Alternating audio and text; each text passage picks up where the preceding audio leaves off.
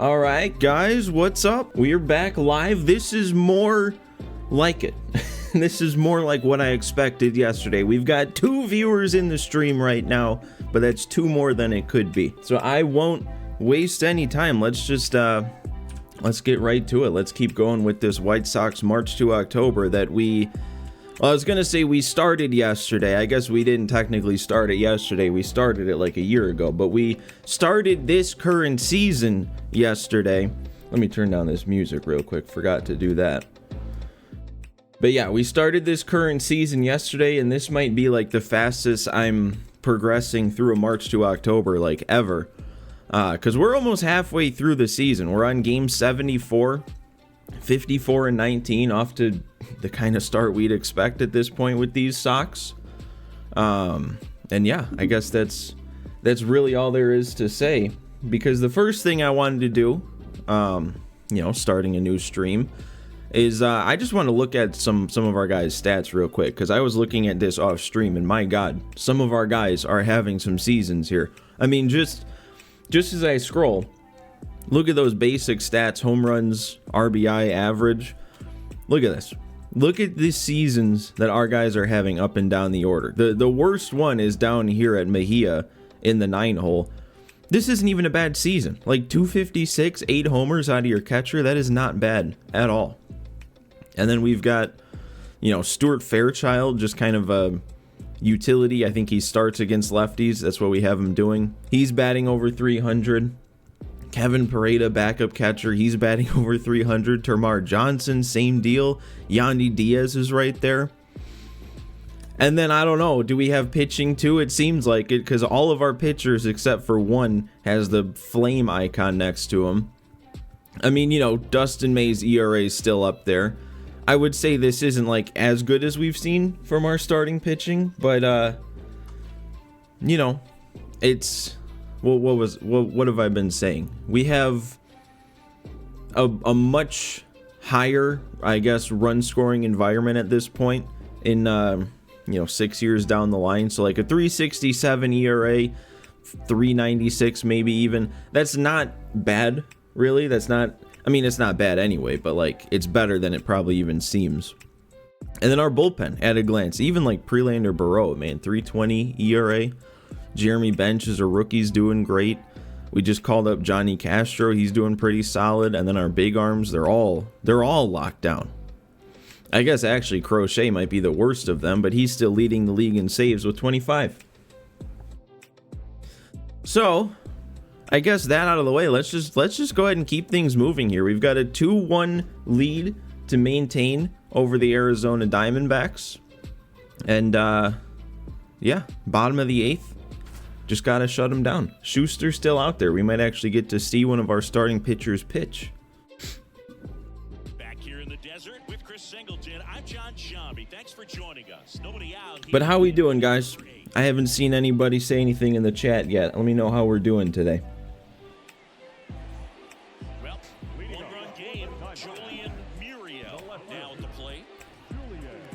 Also, just give me the peace of mind that that you can actually hear me, because that's always a worry for me when I start up a new stream. What if everything's not working and I'm just sitting here talking to myself? We'll go ahead and get Munoz up. Crochet's already up, so we'll keep it that way. And I think I am going to stick with Schuster because he's got a lot of energy left. Their swings are hesitant, and that's exactly what you want on the mound. Fouled off. He was late. Timing issues can snowball. I think actually I forgot to switch that around.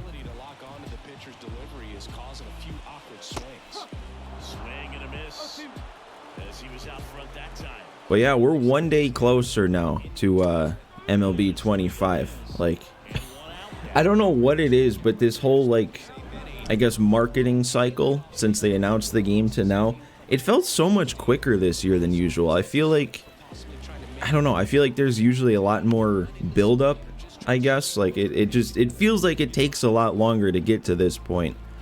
But it just seems like for whatever reason this year, it's just like all of a sudden, the new game's coming out in like 2 days. Holding on to a one-run lead here in the third and final game of the series. See if we can get this punch out here. Lefty, lefty slider. Maybe if we didn't leave it hanging right down the middle. It's all good, though. And that quickly, 2 away. Well, he's doing a nice job of keeping the ball out of the air, lets the defense work behind him with another ground ball. Good execution. Now it's Goldschmidt up to the plate. He's 0 for 1. How about this? Paul Goldschmidt back on the D-backs. Didn't notice that. Looking to get the tying run on base. Swing and a miss, and that's strike 2. Well, as good as things can be, it can be a tough day at the office, even for the I think my left offense just headphone is kind of, get anything going. I don't know, something's weird about it. It's not sounding good. It doesn't matter, though, because we're sitting down Paul Goldschmidt.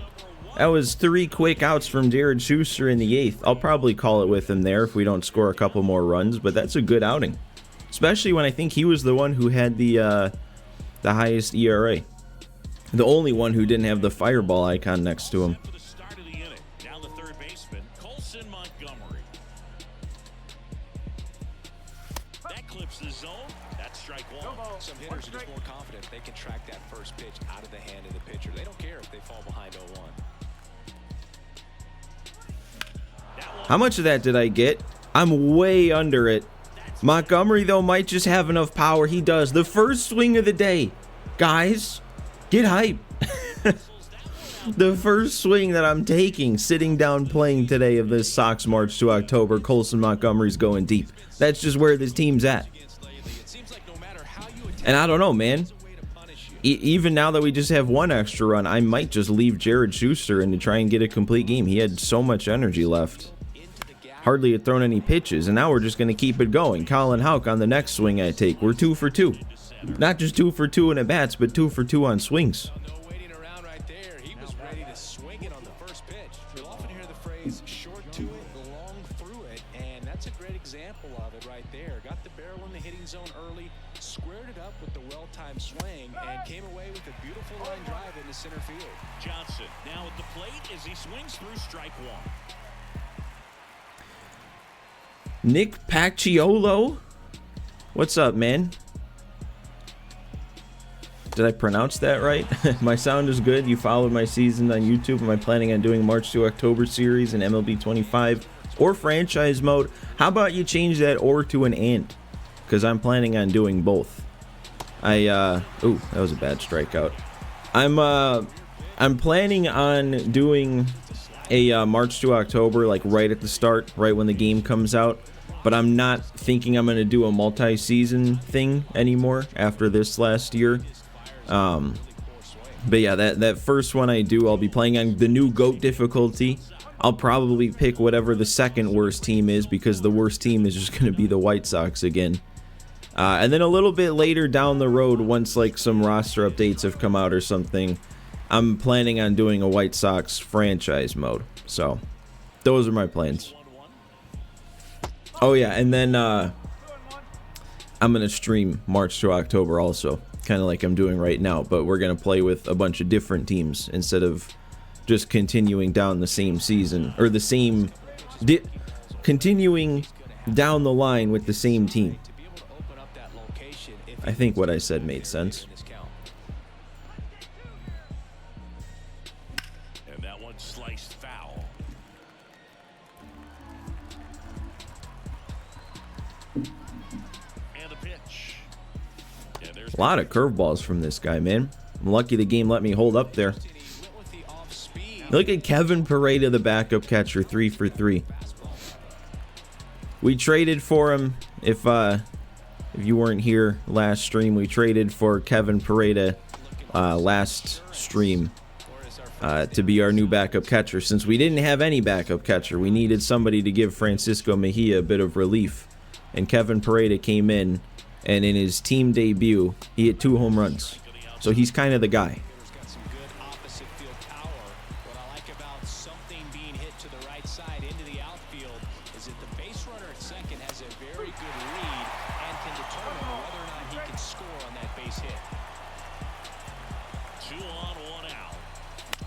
Oh, and I ruined it with him. Look at that. We got a hanging slider, and I missed it. Really couldn't ask for a better pitch to go deep on. Dominic Fletcher. All right. For the White Sox. He's been really clutch with runners in scoring position. What is that? Why is... They'll have to be extra careful in this matchup. I guess Fortnite's updated, guys.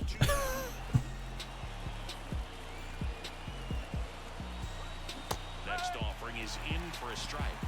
Sounds good. You think both modes have their pros and cons? I totally agree. I haven't played much franchise in recent years, so I don't really know what's going on with that mode. I just know it hadn't at least changed enough to intrigue me to play.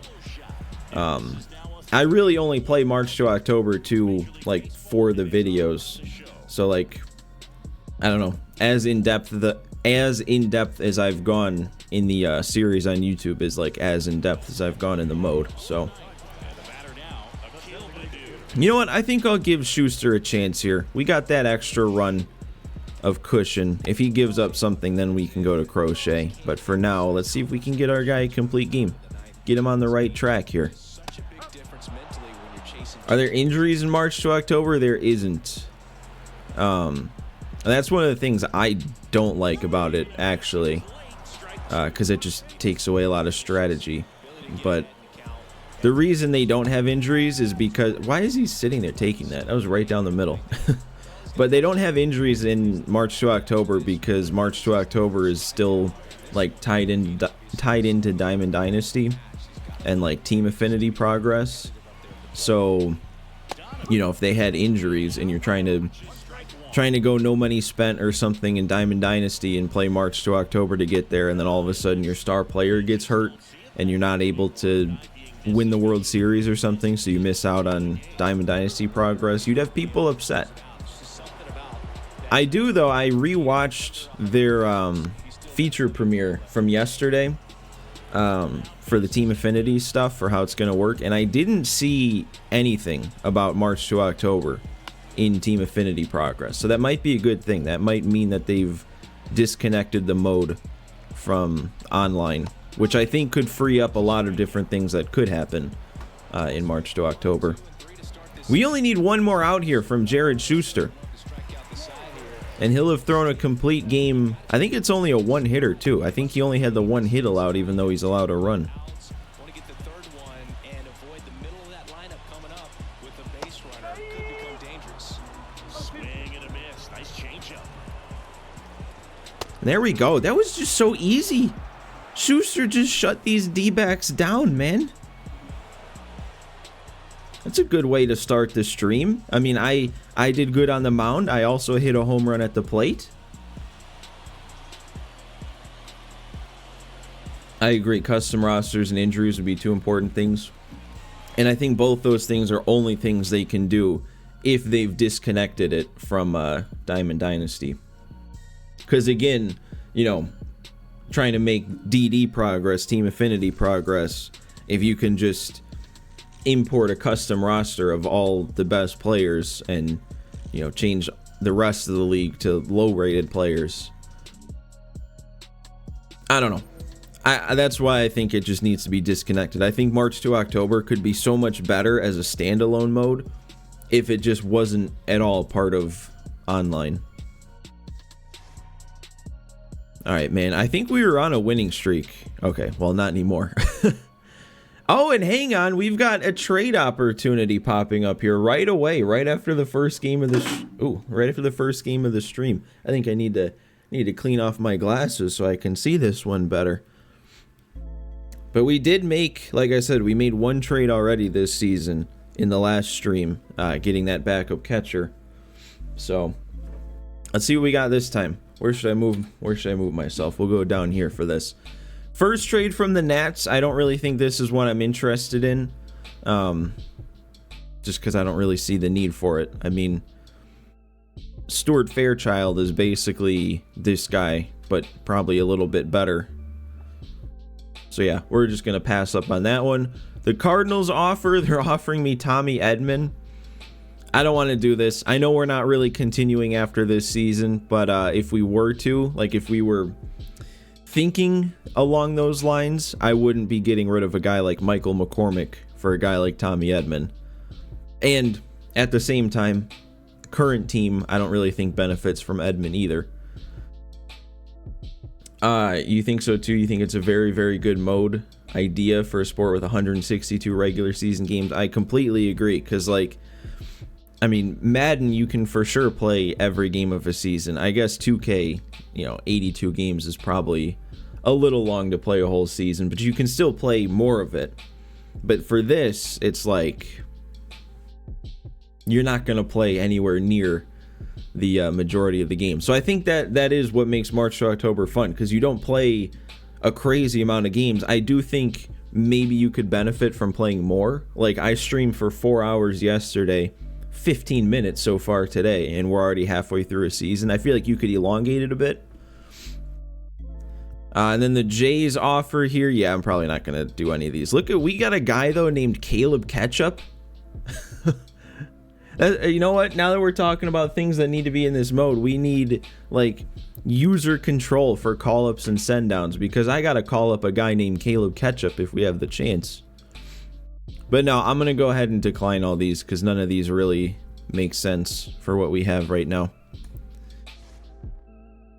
The only trade... Actually, I don't even think I have a reason to make a trade anymore. I was going to say the only trade I really would think to make is if we can get rid of a pitcher to free up a spot. But we already called up Johnny Castro, and I don't really think we have any other guys that could get called up. So yeah, maybe trades are just kind of off the table. And Leclerc here, I don't know if I want to bring him back up, because the whole reason I sent him down was to make room for Johnny Castro. And Leclerc is just regressing. Joe Barlow's going to be here at a 78. And yeah, Leclerc he's kind of starting to plummet. So yeah, I guess that's two things we're just straight up declining. But alright, we get to face the Dodgers. I guess they're technically not the number 2 team anymore, because that would go to the Reds.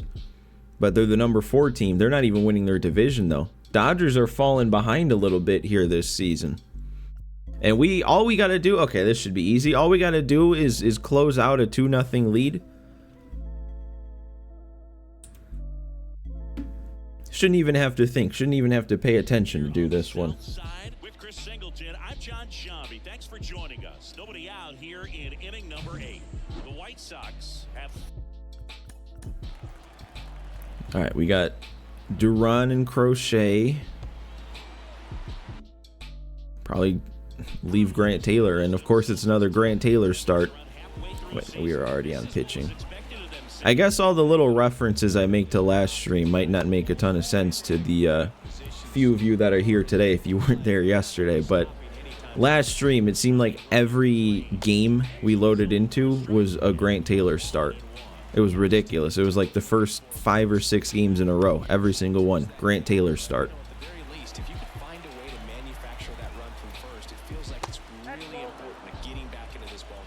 You know, I'm going to go back to that because that's normally such a good pitch. And he laid off of it twice. What's that all about? There we go. He was just in take mode. He wasn't swinging that bat.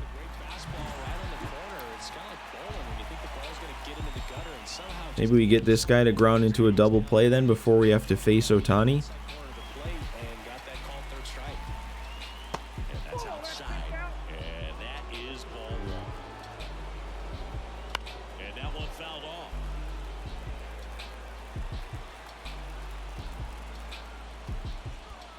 Man, nobody wants to chase that curve now. I don't get it. It's normally his strikeout pitch. Maybe it's just because we're late into his start. Or maybe it's just because they're all wanting to take strike 3. What's going on here, man? Between the D-backs and now the Dodgers, everyone's striking out. Nobody's putting up a fight at the plate. I guess I shouldn't say that when we're about to face a guy like Ohtani, because he'll probably shut me up real quick. That's a good strike to steal.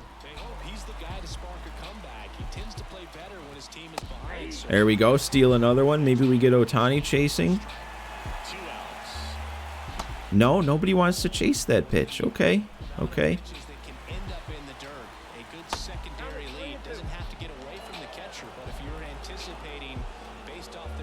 Oh, I didn't think he made contact. I'm going back to that spot though. Oh, we're drilling that spot. He's just being annoying. He's being so annoying. Ohtani, give it up.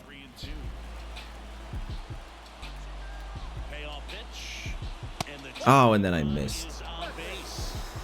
You know what? That's probably better than giving him anything to hit.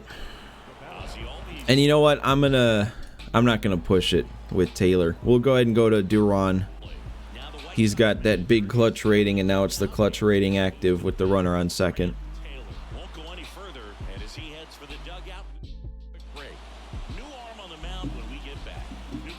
0.81 ERA, I think I saw. That's what you want out of your setup guy.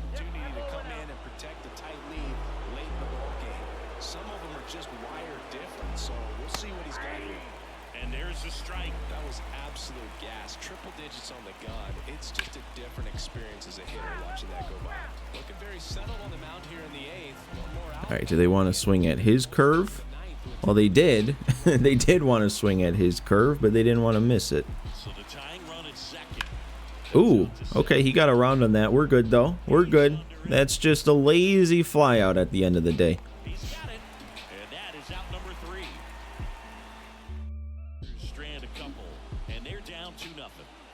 Alright, what do we got here? A new arm. We recognize less and less names at this point. 6 years in to a franchise, franchise, March to October. Same idea. We're gonna see a lot of auto-generated players. Well, he's so great about hitting the ball the other way. He gets those arms extended. So right there, just trying to straighten him up a little bit so he doesn't have as much outside plate coverage. The lefty ready and a 1-1. Ooh. Don't want to be missing that. I will say that area right there with me messing with my stick sensitivity settings, that might be one of the tougher spots, because like the whole concept is it moves quicker like right away. So to move it just slightly to get to that spot, I feel like either I don't move it at all or I move it too far like I did there.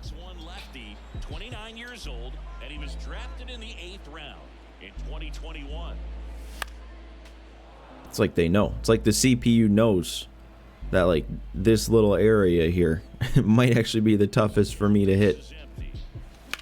There we go. It goes a little bit more extreme. Actually, no, I forgot. It's MLB. Wait, we were on. He made a bad throw. I guess that's the only way a play isn't going to be made, on a grounder up the middle towards the second baseman. Although I'm kind of surprised they're calling that an error.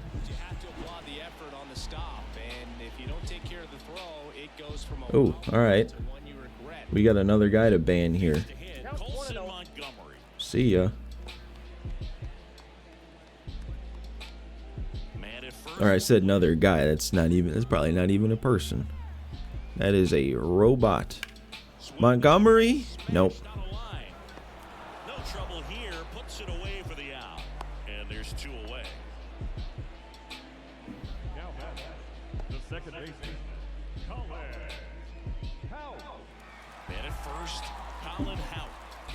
You know, I guess this is the whole reason why I'm on Twitch right now, learning everything. The way that popped up, I don't know if you guys would have even seen that message, because it popped up saying likely ban evader restricted, and then it showed this message, you know, advertising some bogus website or something. But like, did that message even show up for anybody, or is that just showing me that somebody tried to do something and it got blocked? No! That was...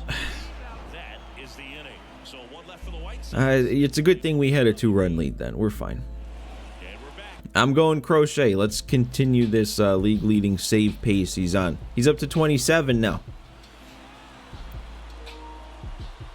What did he get? It was 57, I think he got 2 seasons ago. He might have a shot at beating that. Oh, and I just skipped the league leaders, but I think he's leading the league.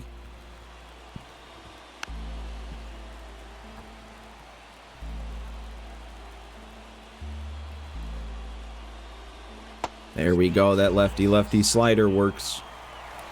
Kind of crazy that, oh, my voice. Kind of crazy that Alex Kirilloff is still playing 6 years down the line in this sim, but he retired in real life. And that helps everybody else relax a little bit to get these other 2 outs. Betts batting with 1 down, takes a strike.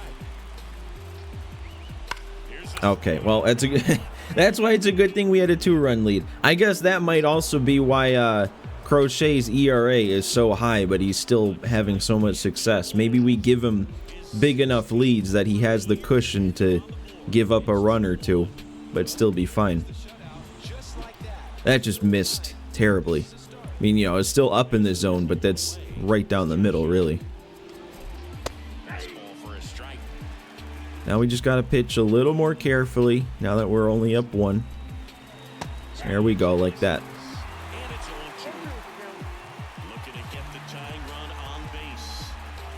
Ooh, he wanted it.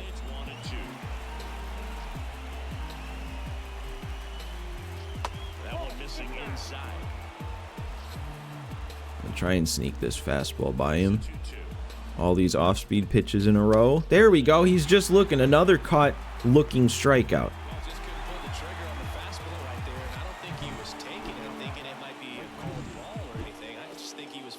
They're bringing in a lefty off the bench. He must have reverse splits.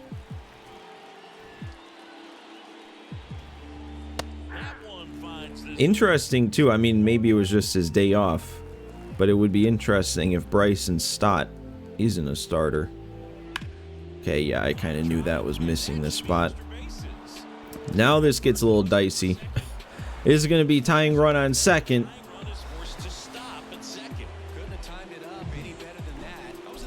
Looks like they're sticking with this dude, though. Dalton Rushing, their 9-hole hitter.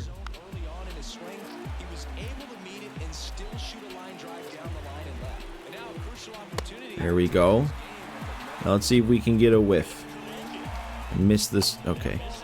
We'll try that again and not miss the spot, maybe. There we go. Much better. And then he fouled it off.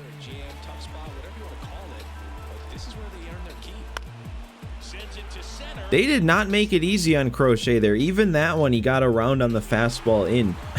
We're good, though. We're good.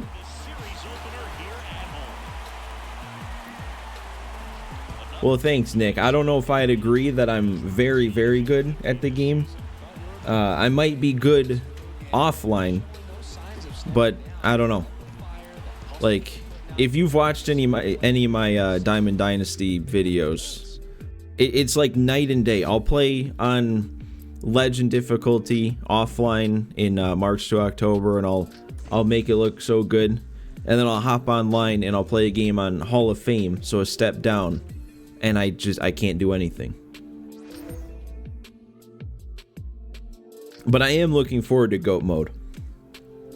You know, I think it'd be more exciting to have a bit more challenge in March to October's than just, you know, winning 120 games a season with the White Sox. This is a long sim. Oh, and look at... Okay, I didn't realize we had this. Fernando Segura, he was also on the 40-man. This guy, man, was he all the way back to our first draft? I'm pretty sure Fernando Segura here, we picked him in my very first draft, and I want to say he might have even been like the last pick of the draft, or my last pick. But B potential, he's been developing a long time. We might have even drafted him when he was 18, now he's 23, he's up to a 68 overall, and he's got a chance to do something here. I might do this. I kind of wanted to avoid pitcher player locks just because they take so long, but this is another exciting one that I didn't realize we'd have the chance to do. So yeah, let's see what we can turn Fernando Segura into. Maybe then we get a chance to call him up as well. Because yeah, if we get +6 with him here, he goes up to a 74. If we get +6 again, he'd be an 80. Yeah, let's just do it. I was going to look at his stats, but we can see him right here. He's pitched 105 innings, 4.09 ERA, solid enough. I think I saw... Ooh, we're just right into it. I think I saw he had a 4-pitch mix, and his stamina wasn't that great. But at least the stamina should be going up a little bit if we get him a boost here. That is not where you want to leave the first pitch of the game. I think it's going to work out for me, though. Wow. Here's the left fielder, Connor Joe. Am I just noticing this for the first time in all the fast tracks I've done in this series, but we don't have names on the back of our jerseys? Is that just a thing that it's always been like that, or have I just never noticed it? Later in the AV. Tosses to first. 2 up, 2 down. Base is empty with 2 out. And now, Levi Rubin. You know, I kind of like this pitch mix for only 4 pitches. Like, you got all 4 pitches move differently, and I like that. Off the mark there. So a ball and a strike.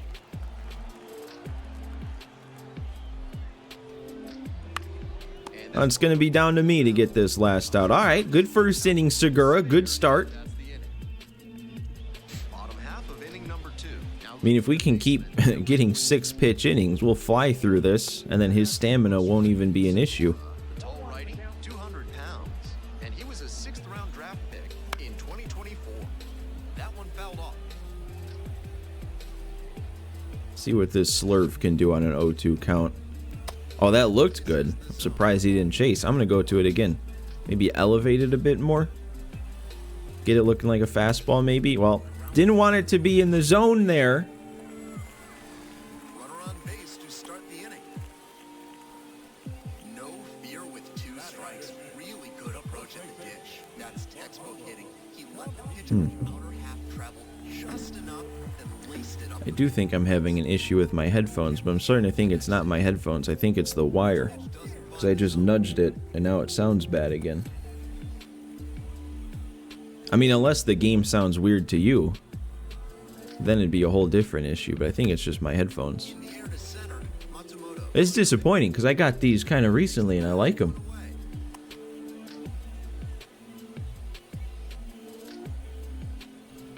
Runner at first. And here's the catcher, Rob Pineda.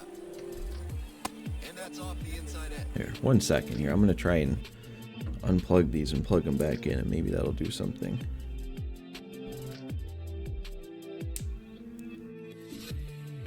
Alright. Oh no, that didn't fix it. Okay, well. Hopefully that's not affecting you guys at all, and that's just me that's going to be annoyed by that. Get there, please. Okay. Running catch.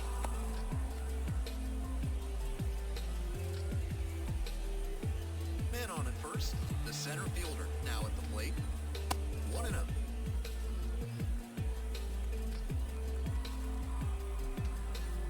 Check swing, but they won't appeal. And now the 2-0. Lofts this one down the line and left, but it'll trace. The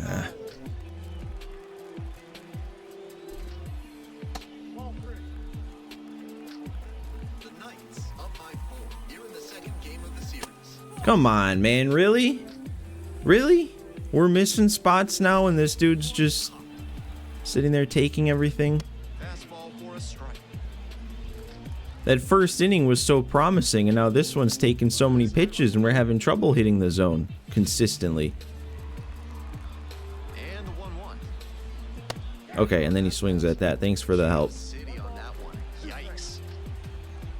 There we go, and then the chase on the slurve. That's what we wanted to see.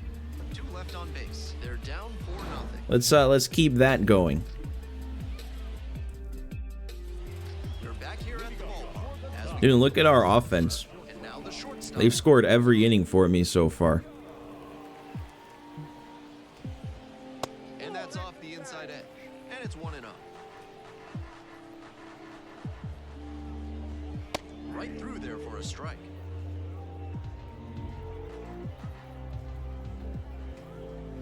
Falling behind 2-1. You know what is this dude's, okay, that makes a bit more sense. 49K per 9 rating. So that makes a lot more sense why they're not chasing as much out of the zone. Little chopper rolls foul.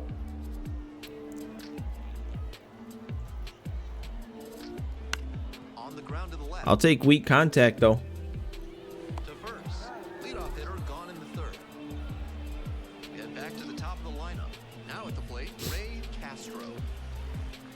Swing and a miss. It's 0-1. You know, I know right now Just missed. the The ninth. SDS developers, they're doing their developer tournament. Completely forgot to watch that before I went live, but I normally kind of enjoy those. Kind of enjoy watching them play the new game. You get to see how it works a little bit. You get to see some of the new cards. Base is empty. Might have to go back and watch that after the stream's over. Maybe that's where all you guys are. Instead of watching me playing the old game, old news, you're watching the new stuff. They're not playing March to October though, so we're having more fun. There's a strike.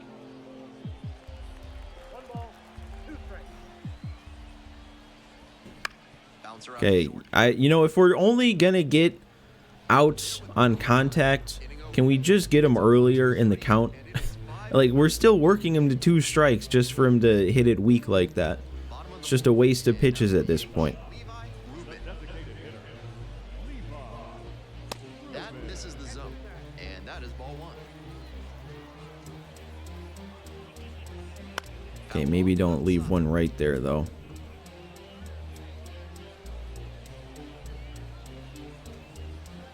Out in front and I had no idea that this dude Fernando Segura was up to a 68 overall.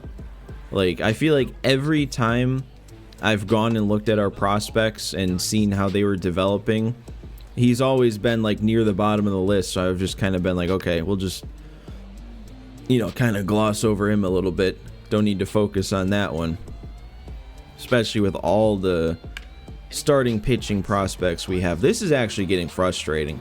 The fact that we're getting to, like, it seems like a 2-2 count every time and then giving up contact, and then especially if they're going to get a hit out of it. What happened to that 6-pitch first inning, man?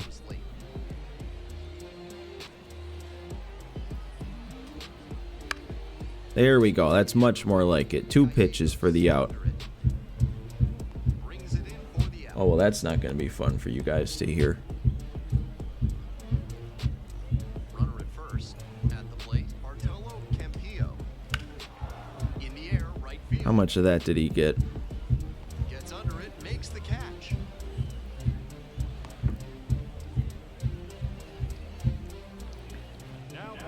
Man on at first. Now, Rob Pineda.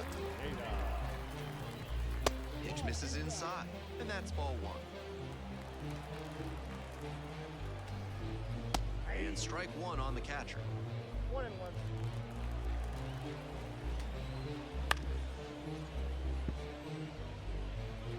Rubin leads off of first with 2 away. Good Dude, eye I just... take with 2 strikes. This is such a slog right now, man. Haven't even made it through 4 innings. We're 50 pitches in. They're taking all these borderline pitches. Has to stay focused on the pitch and not All just to still do that. this one in the air. To still make contact. Brings it in with a nice running I mean, at least overall, we're doing pretty good. 4 innings, nothing allowed yet. Maybe the quicker we deplete this energy, the earlier the manager takes us out then. And then we don't have to worry about blowing it. There's a strike. 1 ball, 1 strike. Nope, there it is again. Swing and a miss, and that's strike 2. See, they like to swing and miss before we get to 2 strikes. Well, and there we go. Now we got an immaculate eye again. Now we're perfect. Yep. Wow, he's showing outstanding discipline with 2 strikes.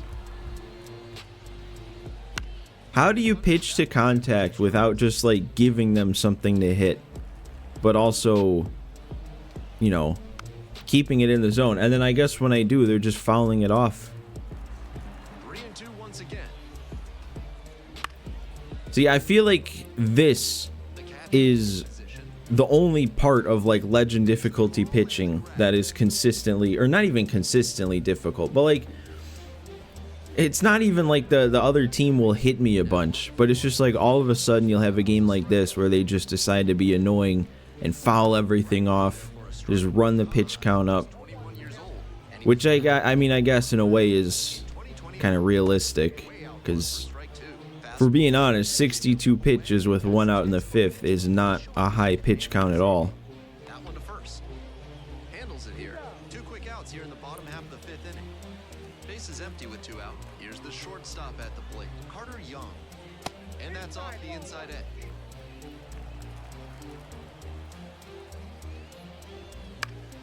He swings and fouls one off.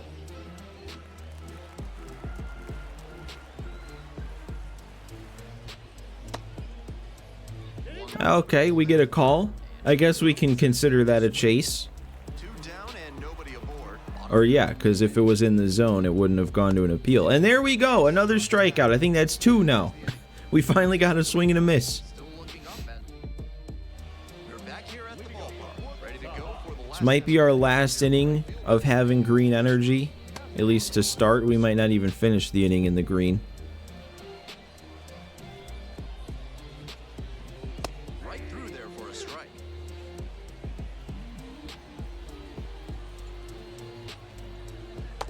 Okay. I guess keep it in the zone. Get a take for a strikeout. That's one way to do it. Joe digs in now. That pitch in for a strike. 0-1.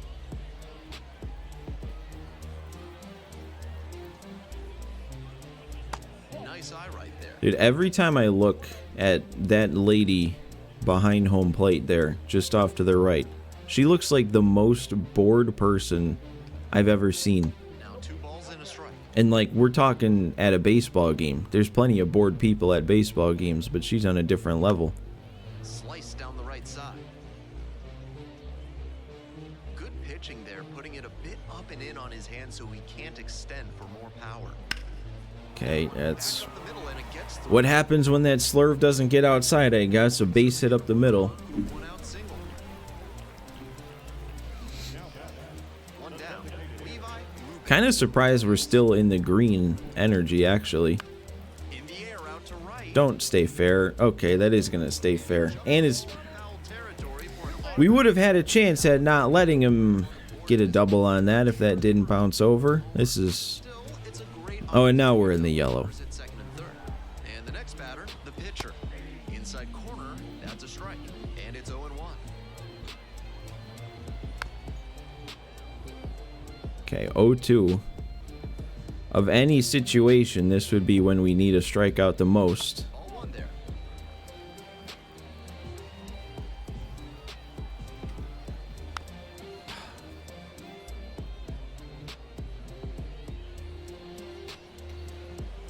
Oh, come on! And the count is even. 2-2. Joe on third. Ruben over at second with Ah, wait. Okay, no, they didn't score on that. on the back for the out. I thought maybe that was going to be hit to a spot where they were gonna be able to score, but no, we're good. 1 to go here. Ground ball left side. And foul ball. The 0-1. Ooh, that was a good pitch. Changeup. That's a good job of changing Missed my spot, but we might have discovered something there. the string on the And change. of course, we gotta waste that slurve. It's never gonna get that swing and a miss. Right side. If that... Okay, that's hit much higher than I thought. So there we go. We got out of it. Runners in scoring position, second and third with 1 out. Nobody comes around to score. With where our energy's at, it would make sense to be taken out of the game, but we know that doesn't happen in a pitcher-player lock.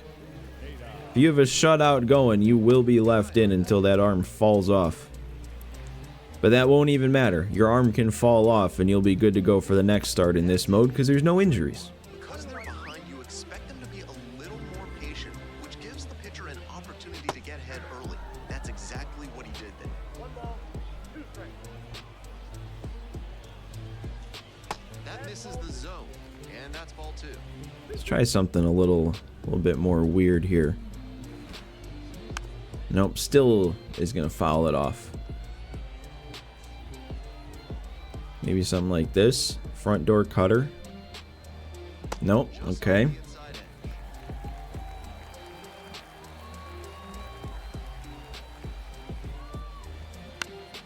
Gets a piece, stays alive.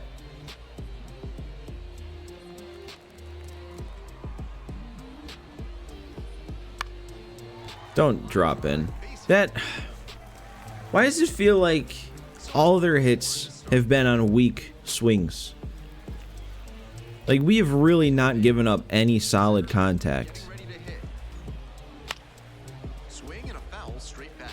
With the leadoff hitter aboard, the pitcher is looking to cut down. See, I don't want to be left in too long to the point where then we start giving things up and then it maybe puts us in a spot where they fail me. You know what? I doubt it, though. 6 scoreless innings into the 7th now. They probably wouldn't leave me in long enough to ruin this if all we need is a 1+. 0-2, rocks and fires. Wouldn't chase that time. I think he made It's just the thought of having to pitch with this guy again, if we want to call him up, is not a very fun thought, because this is not a good time right now, pitching with this guy. I mean, he's doing good. The numbers are looking good. It's just every at-bat is a process. Thank you. Didn't make it easy on the pitcher, but they still get the strikeout. We're out of energy now. Completely tired. Nothing left. Most pitchers at this Still out there. with a heater on 3 and 2. And there's a ball. I mean, we're just going to walk everybody at this point. When you're completely out of energy, yeah, that par. Oh, and the center fielder broke the wrong way, so that's going to be a hit too. Add another one to the board, another weak hit. He's in there. Probably had a chance of getting him at third too with a little better throw. Hit where the baseball gods are smiling upon you. Oh, and we're still in the game. That every time, just like you would a line drive. I mean, the more runners get on, Cursor to getting a great swing on. if they get one good swing, the more damage that does. Advantage to the hitter right now. He's got runners on and a friendly count, so he should be. That could be two, though. I think we got out of it. That might not be the best thing, though, because that means they're just going to leave me in going into the next inning, I'm sure. Yep. I mean, you're completely out of energy, nothing left, and the manager just sends you back out there. Imagine that. And that one fouled off. In the minors, no less. In the minor leagues. That's in there, and it's 0-2.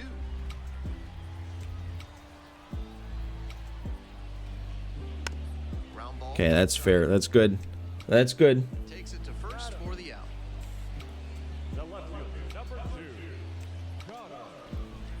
And now Connor Joe, 1 for 3.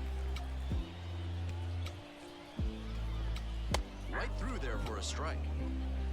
1 out and the base is empty. Foul ball there.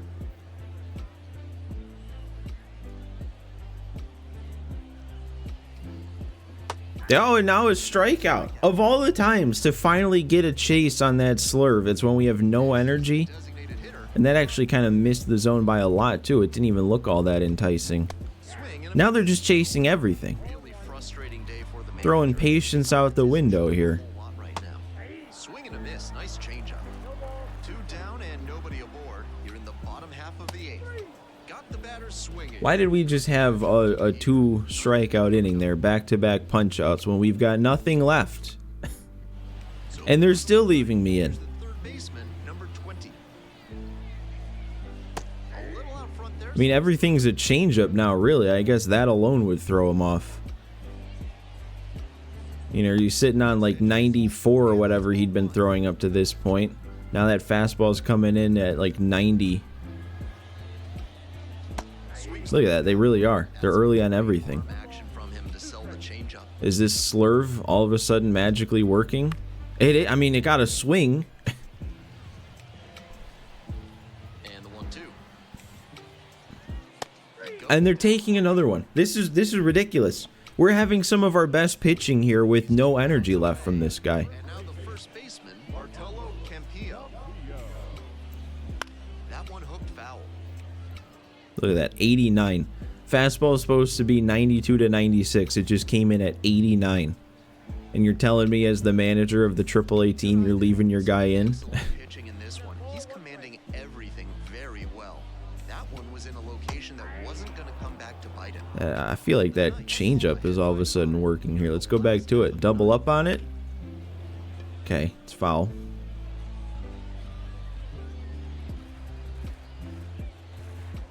That one is foul. We'll see another.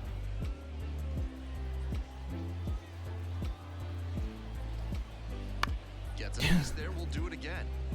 We're not going to get out of this one under 130 pitches. We're not actually going to finish this at bat before we get there, because this is pitch 130. And it's still...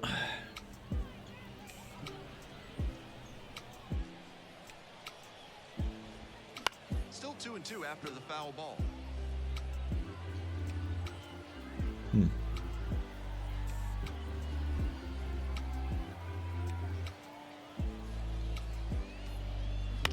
Okay, I guess we had to give him something to hit. Had to throw a worse pitch for him to actually put it in play. So down to their final out of this one. Rob Pineda now at the plate.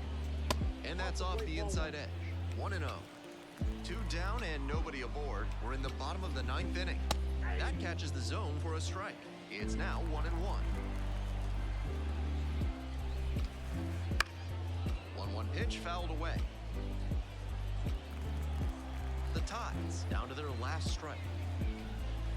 There we go. Punch him out to end it. 136 pitch complete game shutout from our guy Fernando Segura. Rest up, man.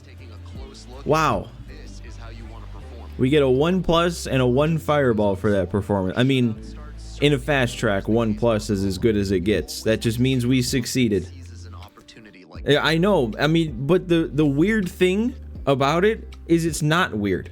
Like, at the same time, you play enough March to October, and whenever it's a pitcher player lock in the minors especially, it just seems like you get left in until something goes wrong or the game finishes, regardless of the energy.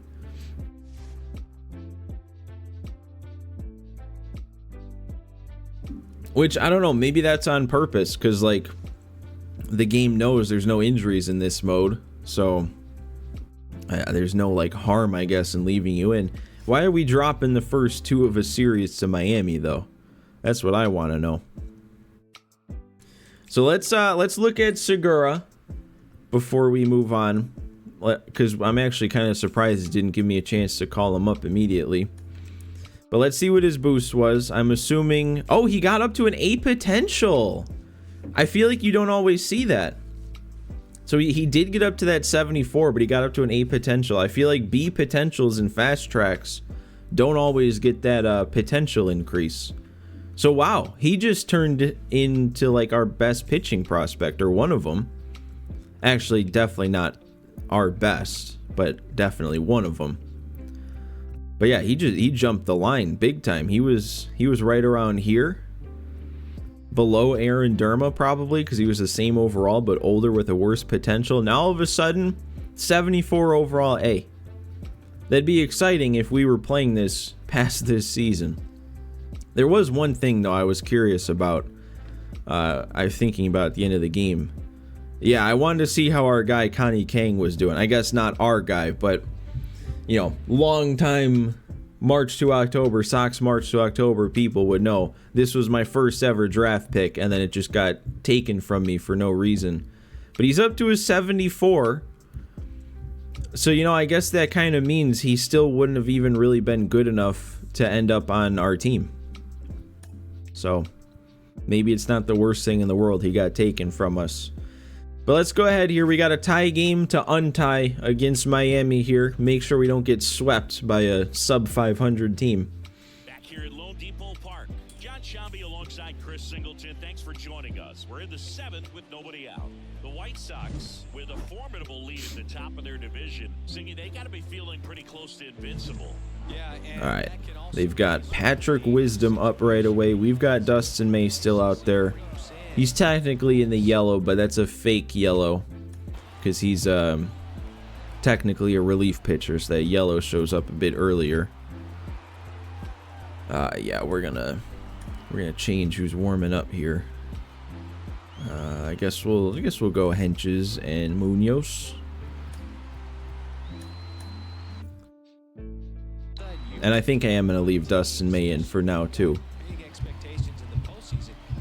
Because like I said, if he had this amount of energy, if he had this amount of that energy bar full as a starter, it would still be green, and it would still look like he'd have a lot left. Swings and misses. And a count 1-1. If you're a base runner, you got Try your best to get into scoring position. There we go. That slurve works. We've gotten both strikes in this at bat on chases. And there we go. We just threw 5 balls, but we got a strikeout.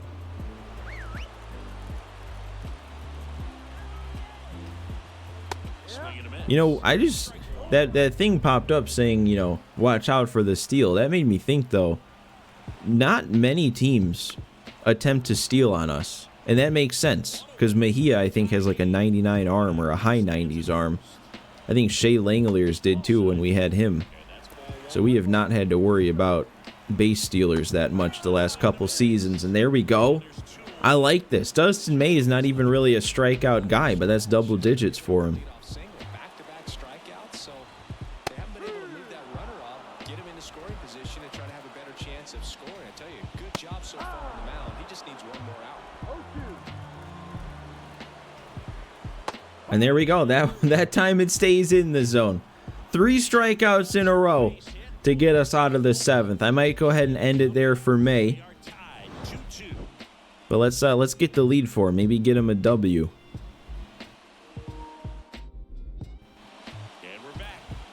Oh, and it's Mejia up. He's already gone deep today. He's up to double-digit homers too. See the velocity 97 with that fastball. Action in the pen down there. Ryan Weathers appears to be getting Okay. First pitch I just wasn't ready for, and that one was just a good spot. Oh, and then I had... That was just a well-pitched AB. Throw 2 pitches in the zone that I don't necessarily want to swing at, and then get me to chase.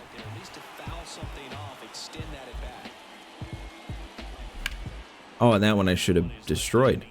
He's under it. 2 down. Jordan Lawler steps 2 double day from Lawler. He's also up over a 300 average. It's good to see from him. I know last season his average kind of stayed like 250 to 260-ish all year. Which is still good. I mean, it's just when everybody's batting 300 and then one guy is batting 260, it's like, oh, what's going on with him? swing and a miss as he was late that time. Well, at that velocity, if that's all you're seeing, 88, you can handle that all. That's gotta, yeah, that is annihilated. Hanging slider right down the middle. I didn't have to move anything, and Jordan Lawler gives us the lead. 2 strikes, 2 outs, and he's going deep. What a swing. Ball is jumping off his bat. I enjoy Jordan Lawler. Like, I feel like, at least to me, that trade, whenever it was that I made it, almost kind of flew under the radar, but he's been so good. Not get over anxious and come out of your swing. He stayed on it and got all of it. And that's going to be ruled a swing. 1 run across in the frame so far here in the 3rd and final game of the series.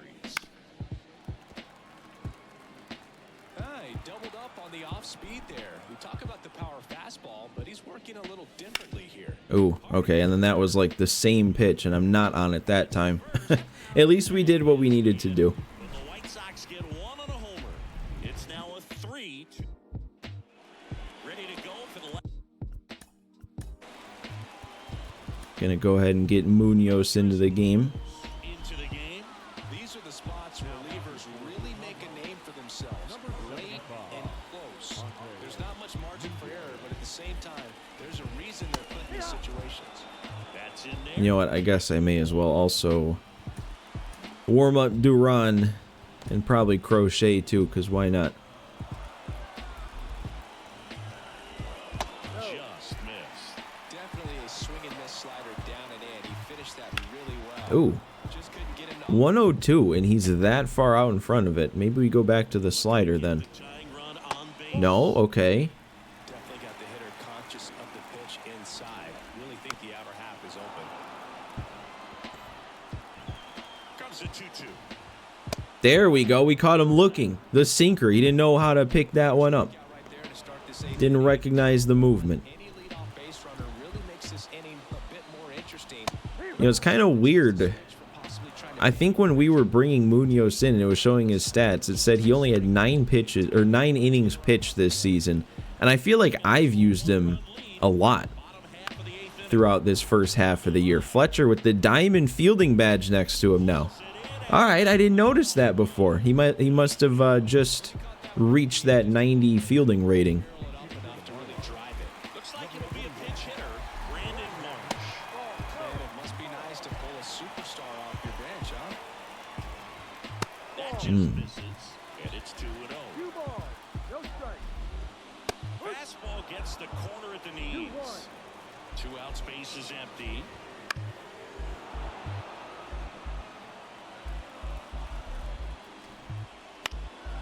Lawler could get there. That's what I was trying to say. He's got so much range on those bloopers with that 99 speed. Miami down in order, and it's still staying in the game on defense. Brandon All right, are they actually sticking with Luzardo? Marsh is a pinch hitter. All right, works for me. Game.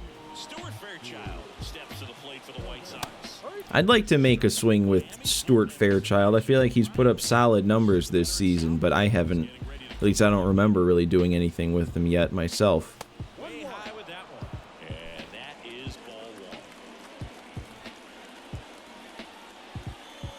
one. Comes up empty. Then I'm missing the fat. Look at that. I didn't even move the PCI up to it.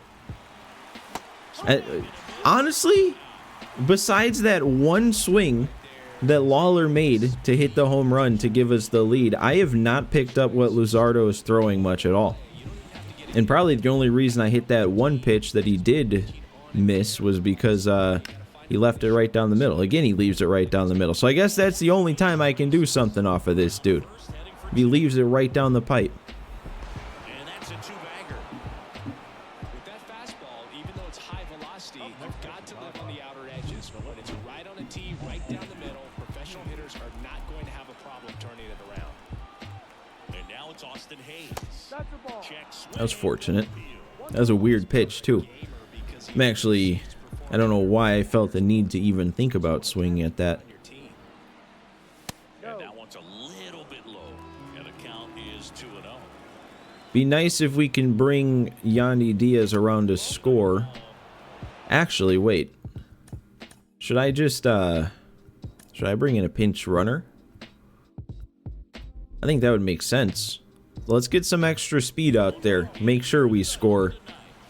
It'll be a nice insurance run going into the bottom of the ninth. Spencer Jones. Here's a 3-0. Bottom of the zone and a That's call fine. strike. I don't even know why I was swinging at all. I should have been just auto-taking, really. And there we go. I'll take a walk. I mean, I guess it doesn't really help much here. It kind of just sets up an inning-ending double play. Gifted him first base with the quick. It also gets Vlad up to the plate, though, with 2 runners on.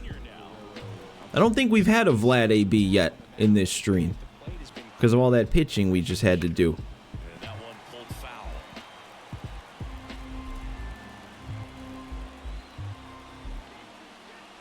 Two on, 1 out. And oh, no. Drop the PCI big time. Up next for Chicago. It's okay, Berger's still a threat. Back on his former team against one of his other former teams. What's with these high circle changes to start at bats? One gets a little tighter, way to get ahead on a really good hitter right there.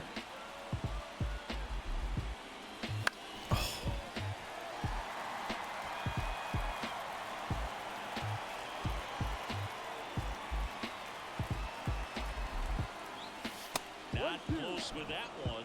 And the count 1-2. What do I need to do to get another hanging slider right down the middle? Wouldn't chase that time. Recognize that changeup right out of the hand. Just spit on it. 2 on, 2 outs. Okay, at least I have a good eye. Really good feeling for a hit. Runners are going to be off on the pitch here. Guarantees a run on a hit. You're gonna get a pitch to hit. You just better not miss. And I missed it. Ah! Center field. I think I did see that out of his hand as that hanging slider right down the middle, so I didn't move the PCI. Honestly, Luzardo was tough to hit. Very difficult to hit. And I forgot that the Marlins signed Acuna. Bottom of the 9. All right, well, let's go to our guy. Crochet up to 31 saves now. New arm, Garrett Crochet. Coming on for the save here. 31 saves and Why is his confidence? I mean, I don't know what the confidence really does, to be completely honest. But I don't know why it'd be only halfway. This should be the spot he thrives in, man. 1-run lead, adrenaline pumping here. All right, that'll be out number 1. Don't like the hard contact. We just can't let this guy get on base with Acuna behind him.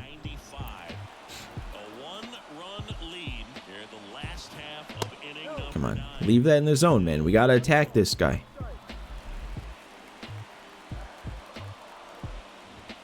There we go, just like that, and hopefully that pitch sets up this pitch, and we'll see an ugly swing, or we'll just keep it in the zone by complete accident. Sure. Now it's Acuna. He's having a season, man. It looks like 314 average, 22 homers, just under 1,000 OPS.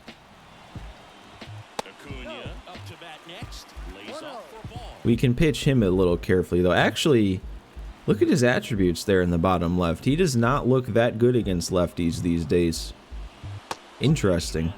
And it's 1-1. Trying to close out a 1-run lead. We're in the last half of the 9th inning. They're down to their final. Dude, honestly, I might just kind of stay away from him here. He's having trouble covering that outer half of the plate. That could have stayed in the zone. The fish down to their final strike. Ooh. All right, maybe we go in on the hands now with the slider. Not even close there. And it's a full count. All right, I'm going to go back to the heat then. Up and away. He was ready. He was ready for that. 2 outs. Oh my God, Acuna, please. Please. It's about to be 9 pitches, and I don't want to throw one up and in. We'll go fastball low. I've been throwing all the heaters up. And he's still fouling it off. And here it comes. He's either going to chase this, or it's going to put him on for free. Or it's going to... And the pressure is building.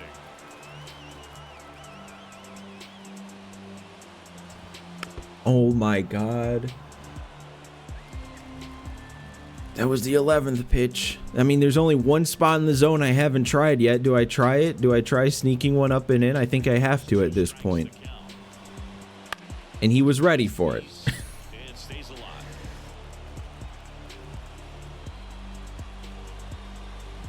Finally! A 13 pitch at bat, and we sit him down to end it. Crochet had to work for that save. Wow. So the Chicago White Sox with They're calling that a great win. We get 3 fireballs of momentum. For all we had to do was break a tie with the Marlins and then hold on to it, which I guess that was the difficult part. Time they've been tested this season, it tells you something about the character of this club, the way they respond to adversity. And they dropped a couple of games, upped their energy a bit, and got right back. All right, I feel like we got to pick up the pace a little bit here, because I did not realize I've already been streaming for like an hour. And I feel like we haven't made enough progress through the season if I'm trying to finish the regular season today. Oh, and now here it is, the Fernando Segura Major League call-up. Do I want to do this? Because this would grind us right back down to a halt instead of picking up the pace. And like the thing is, I don't even know who I'd want to bring him up for, you know? He would only turn into an 80 overall. So I guess he technically would be better than Joe Barlow. But at the same time, we'd probably just put Segura in the bullpen. And as a reliever, Barlow might be better just because of the way overalls are weighted differently from starter to reliever. So like, I mean, Joe Barlow's got 98 hits per 9. He hasn't given up a run in 14 innings. How do you send him down? Jeremy Bench, I mean, 74 innings logged, 3.28 ERA. How do you send that down? I don't think I can make this move, and it's not just me not wanting to pitch with Segura again with all those pitches we had to throw last game. I think it just doesn't make sense. I'm gonna leave him in the minors, I guess. I mean, I don't know. Maybe it would have been different if I knew I was continuing on after this season. But I don't know. I just think for the current team, that doesn't make sense. We get a 5-star first half, though. 13 wins up on our expected wins, I guess. Does that mean we're about to see the draft? Because I'll be simming that. I guess we get to play the Pirates first. Pretty sure the Pirates are the 3rd ranked team in the MLB at this point. And we got to make a comeback. We've got 6 outs to at least put up a run and tie it to continue the game. Looks like we just scored 2 already in this bottom of the 8th. Already mounting a bit of a comeback. Oh, and Vlad's up right away. I didn't notice that. Alright, I guess I was too late trying to get to the bullpen. Alright, let's make sure we've got who we want warming up for the next inning. I guess Munoz is ready to go again. CPU just doesn't like using him for whatever reason. Trying to hold a 1-run lead here in the 2nd game of the series. He's got that weird release point kind of. So that pitch kind of looked like it rose a bit. Looking to get the tying run on base. Swing and a miss. Yeah, up and in with that release point is definitely a tough spot to get around on.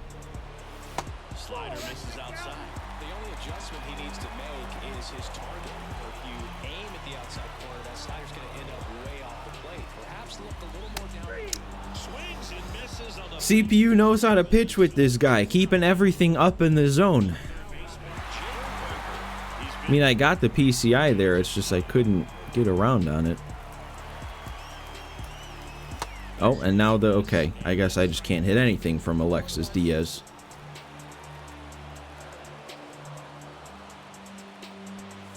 and fouled off. That would have been nice. That would have been nice to wait back a fraction of a second and keep it fair. And then, okay. Oh man, it might be easier to face whoever their closer is next.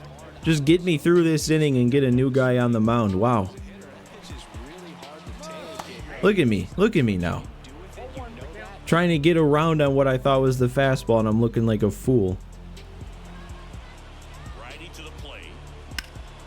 Oh, and then I was around on the fastball, but 2 around on it. So far here in the 8th, holding on to this narrow lead. This is exactly what they were looking for.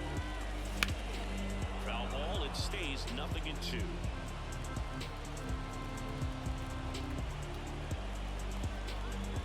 The pitch.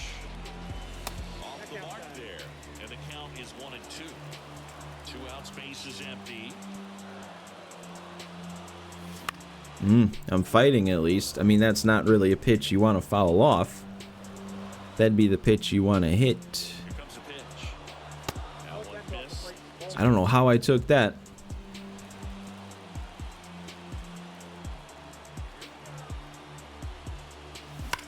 Oh, You'll see another. the more I see from him, the better it gets.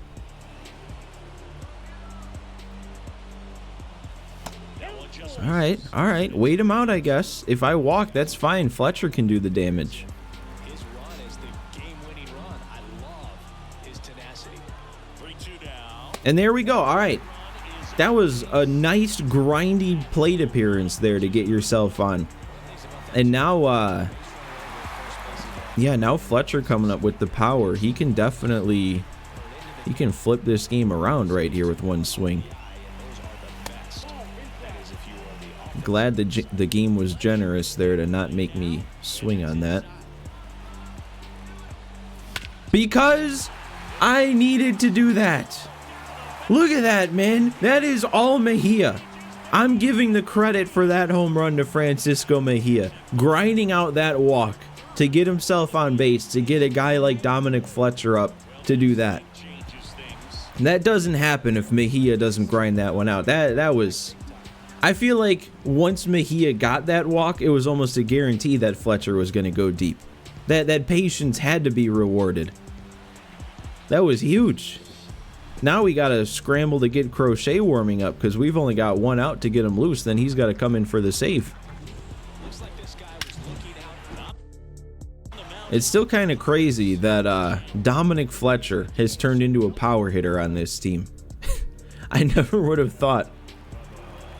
Oh, Crochet was already loosening up. Okay, perfect. Didn't even realize that. It's like the game knew I was going to complete this comeback. Now it's going to be Jordan Lawler. The 1-0. Ooh, To the left side.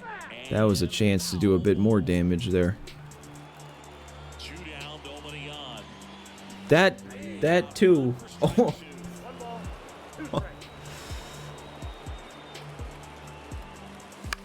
Wow, and then the change of speeds. I think that's going to stay in play, and he's going to make a play. Ooh. Okay, well, I guess no difference. He still made the play. Who is that? Was that Seiya Suzuki? Now I'm curious. It was Seiya Suzuki on the Pirates, and he's making plays on defense like that?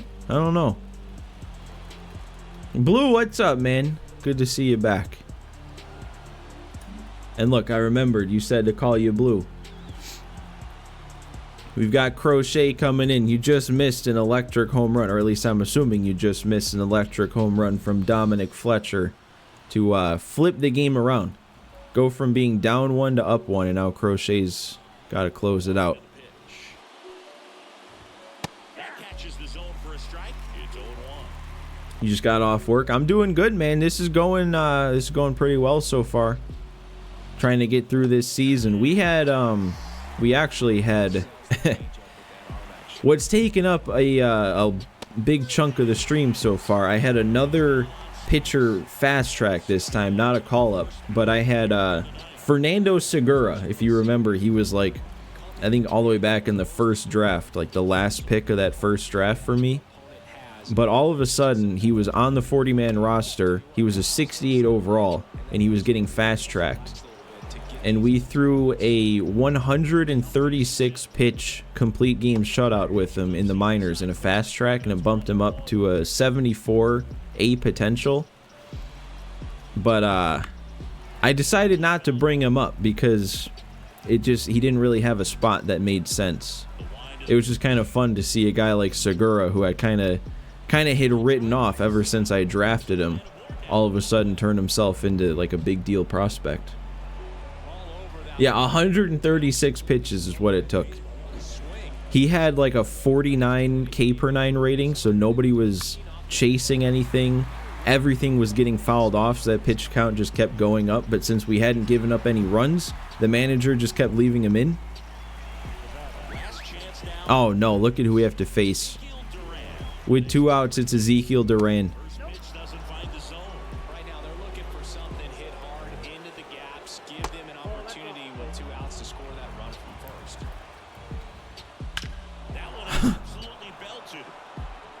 Did he really just tie it for them? Did he really just do that to his former team? I mean, we should have expected nothing less. We know how good he is. Yeah, if only you would have told me that a little bit sooner, man. Well, you kind of think about what it could have been, but obviously you have to be happy with that result. Had a huge opportunity now to grab. I mean, the thing too, he was in left field for me over Austin Hayes for that last season. Maybe he was quick enough. Maybe he would have run that down. Actually, I don't know. But I'm just saying, if he was the one in left and that was that same type of hit, maybe we would have had a shot. Or maybe his 99 arm strength would have prevented the runner coming all the way around to score. At least we're still tied. We don't have to, make another comeback here in the bottom of the 9th. All we got to do is push one across and walk it off. No big deal. I hate blowing saves with Crochet. Now to the ball game on defense. All right, we got Hauk. They're leaving this dude in they brought in, who really just kept kind of hanging pitches right down the middle. Okay.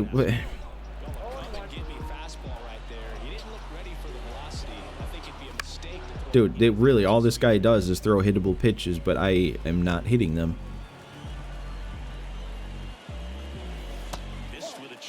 Don't know how I took that. Probably shouldn't have taken that really on an 0-2 count. That's as close as it gets. And a foul ball, he stays alive. Right-handed reliever. Nope. Okay.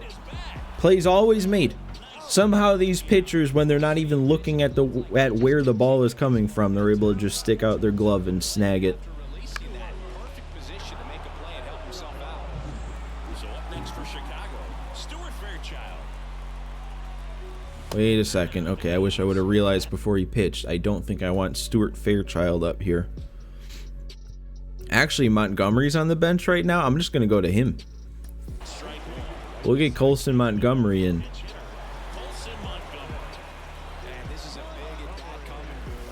Oh, and then I missed that? No. That should have ended it with a guy like Montgomery up.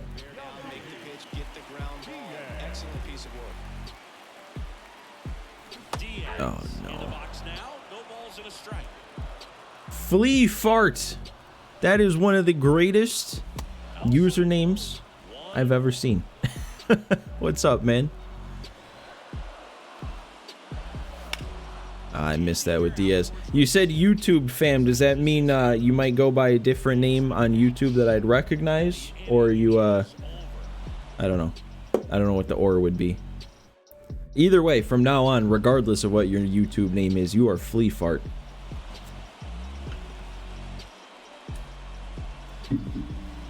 Okay, how do I want to do this? Because I don't know if I want to just straight up take Colson Montgomery out of the game.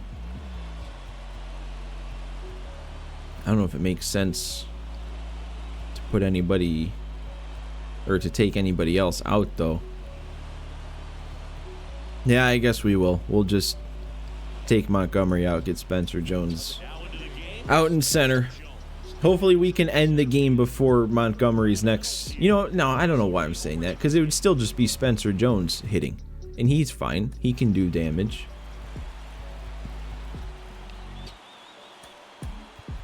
Alright, we're going to go to Munoz. You're just saying you watch my YouTube vids and you saw the latest one before watching it. You immediately jumped over here. Yeah, I'm here.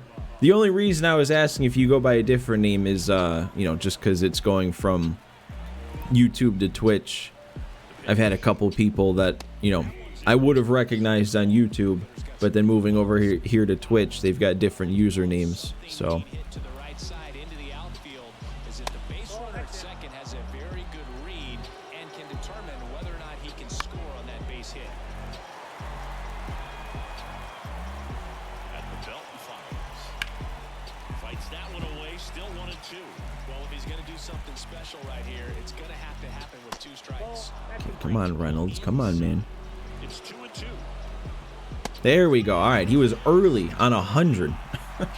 Up and away. Ladder for strike 3. He came out of his mechanics there. Typically, he likes to shoot the ball the other way, but that time, a little anxious.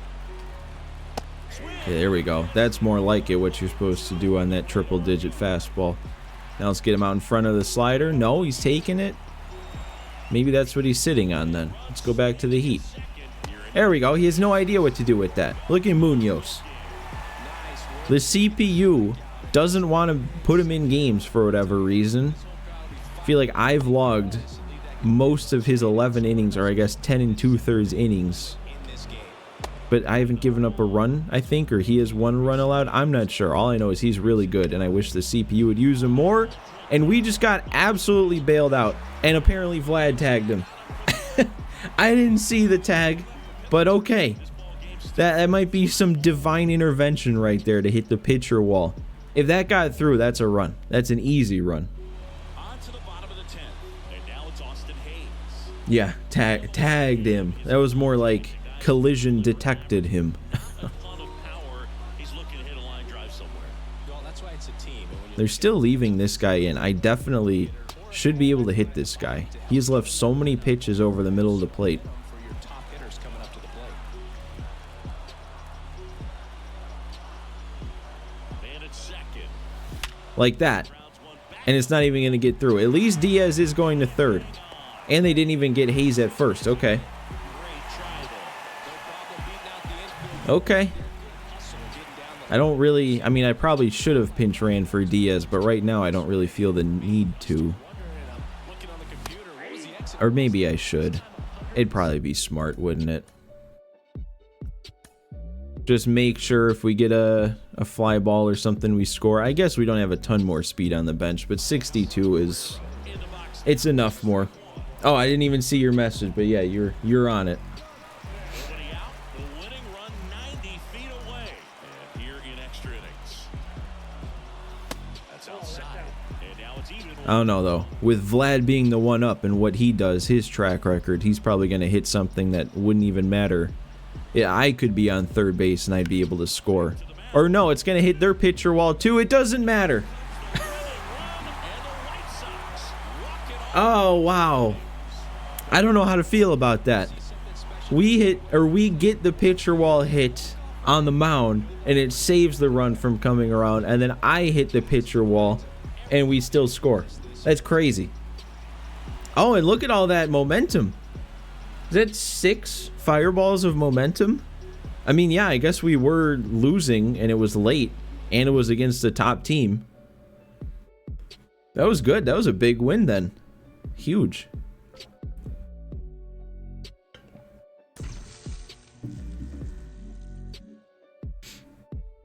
So what's this going to do then for our momentum? Where did we leave off? I don't quite remember. We were already up a little bit. That's a big fireball. Think we're going to have a pit stop though, because it's about to be the draft. But, you know, I haven't done any scouting. Obviously, we're not continuing on after this season, so we're just going to sim through the whole thing. I think I kind of still have to sit here and watch these first 3 picks though. There you go. Jared Finch getting drafted. What a pick. What a selection. Actually, that kind of looks like a bad selection based on the information about him.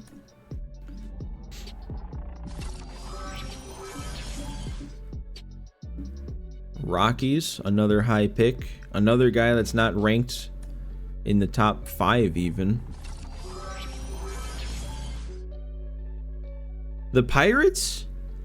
They had the 3rd pick. Why did they have the 3rd pick? They were good last year. I mean, that seemed like a good pick from what we know. What am I gonna do for YouTube while I stream this? What do you mean? What do you mean by that? Like, am I gonna post this on YouTube? If that's what you're asking, I'm not gonna edit it, and it's gonna be on. I have a second channel for stream VODs. I've actually already posted the full last stream we did, so it'll be over there. I'm just not going to edit it down, so it'll be the full however long we stream today. I think I can. I mean, we don't have to. It's kind of cool that we auto selected though the guy that we have ranked 4. Yeah, true that too. I'm also kind of just waiting for the next MLB to come out. I don't really plan on making any other videos on MLB 24. Probably just gonna finish up this March to October live, and then that'll be that for 24. Although the whole point of me streaming, at least on Twitch, and I think I can just auto do this. They'll handle it. But I kind of wanted to set myself up to do the multi-stream thing so I can stream on Twitch and YouTube at the same time. But since I'd never streamed on Twitch, I kind of just wanted to get a couple streams in on Twitch just in case there was anything to learn. But I might, I'm planning on streaming again tomorrow to try and finish up this season. And if I do that, I might try and set it up for the multi-stream. So there might be a stream on Twitch and YouTube at the same time tomorrow. Because I'm kind of hoping that's what the live streaming will be going forward, is it'll be both on Twitch, where I feel like the live viewers of MLB The Show streams are, but then also on YouTube where like my viewers are. So best of both worlds type thing. So we are where are we at here? We're 75-27, 102 games into the season, 20 games up on the division. So we're looking pretty good to make the postseason, win the division again. We've got a 4-3 lead to preserve over the Rangers. Let's go ahead and do that.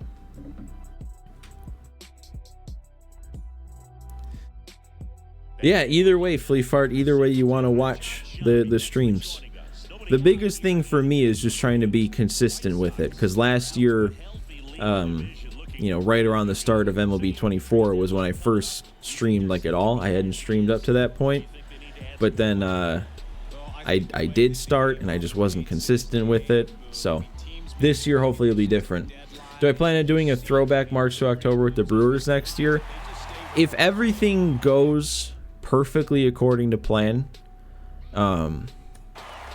my hope is to do as many different teams as I can for March to October, because like I said, I'm planning on streaming March to Octobers with a bunch of different teams, just doing one season for each team.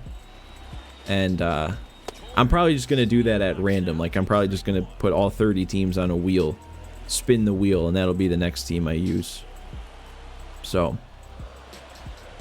the reason I say if everything goes according to plan is if I you know, if I stream enough, hopefully we can get to all 30 teams.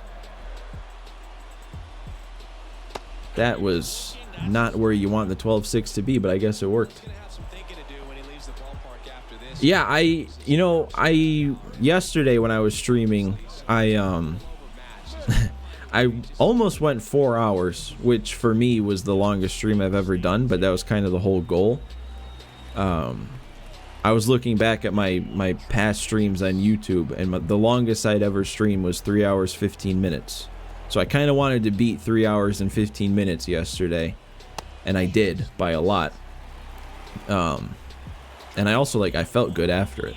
I remember before when I streamed on YouTube, it was like, I think just because it was so new, whenever I'd finish streaming, I would be like exhausted, and I was only going for like 2.5 hours. But after yesterday, streamed for 4 hours, I felt like I could keep going. So I think that's a really good sign. There we go, another strikeout looking. So if I win World Series or if I don't, I pick a new team. That's the plan. Just whatever, you know, however the season ends. I mean, I don't want to sound like I'm bragging, but I haven't had much experience not winning the World Series in March to Octobers. What's my ideal streaming schedule? Maybe not right now, but to work towards. That's kind of the issue. I'm not really good at keeping with a schedule. So yeah, I've kind of been thinking what the best time is to fit it in. I still think it's probably like getting started around the time I started the stream today, so around like 4 to 4:30ish, maybe even slightly sooner. And then just going from then. So remaining in the game defensively, Evan Carter. He'll be the new left fielder after entering the game as a pinch hitter.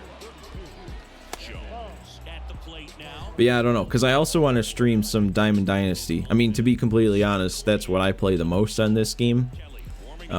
Is just Diamond Dynasty stuff. So my idea is the majority of my streams will be Diamond Dynasty focused. Well, actually, okay. Actually, my ideal streaming plan would be like maybe the first hour and a half of a stream or something, hour and a half to 2 hours, we'd play, you know, whatever teams March to October we're on. And then after that, we switch over, grind out some Diamond Dynasty or whatever. But, you know, we'll have like different parts to the stream, I guess. And then that's where the VOD channel on YouTube comes into play, because then I can upload like each portion of the stream separately. I love your enthusiasm, man. You're making me want to you're making me want to like push myself to like stick to a schedule and all that sorts of stuff. I don't know, I think part of it too last year was like I've always focused on making videos, so that was still kind of my main focus last year. So I'd always focus on getting a video out, and then most of the time it was like, okay, well now I just don't have any time left to stream today. But I'm kind of hoping maybe I can combine the two a little bit more this year. Like maybe turn some stream footage into videos of its own and stuff like that.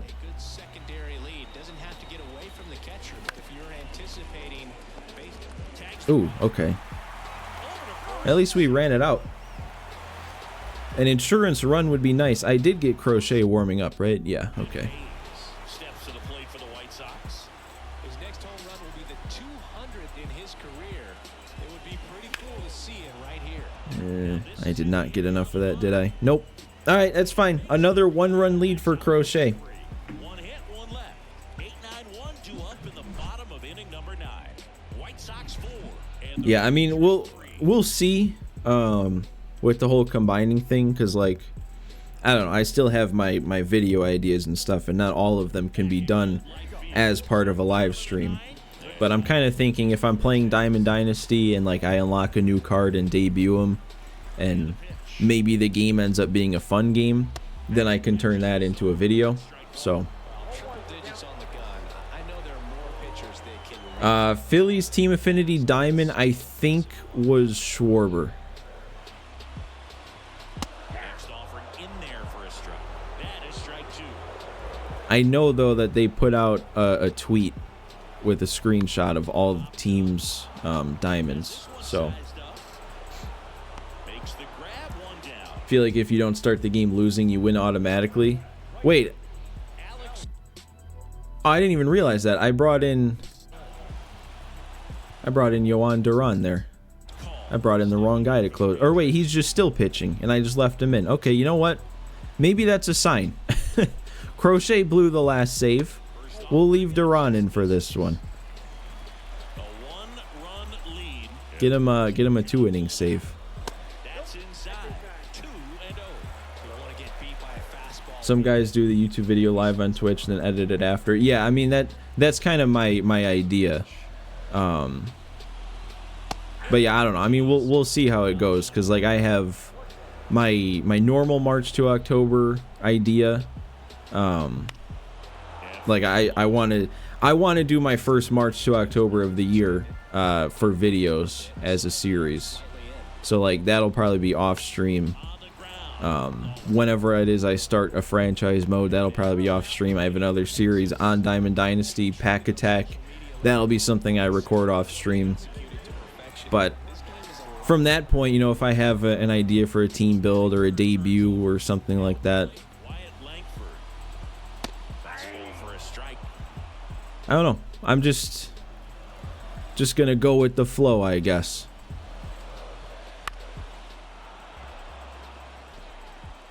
Crowd locked in right now. 1-run game here in the 9th.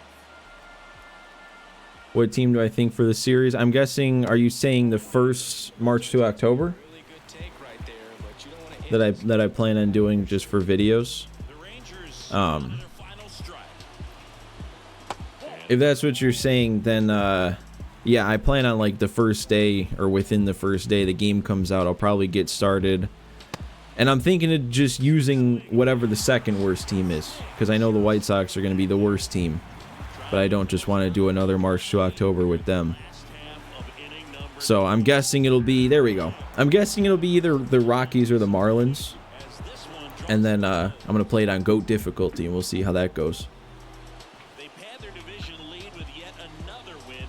Singy, coming up on the trade deadline, they look really solid. Yeah, they do. All right, I think those commentators are saying we're about to come up on the trade deadline here. So that might mean we get one more trade popping up.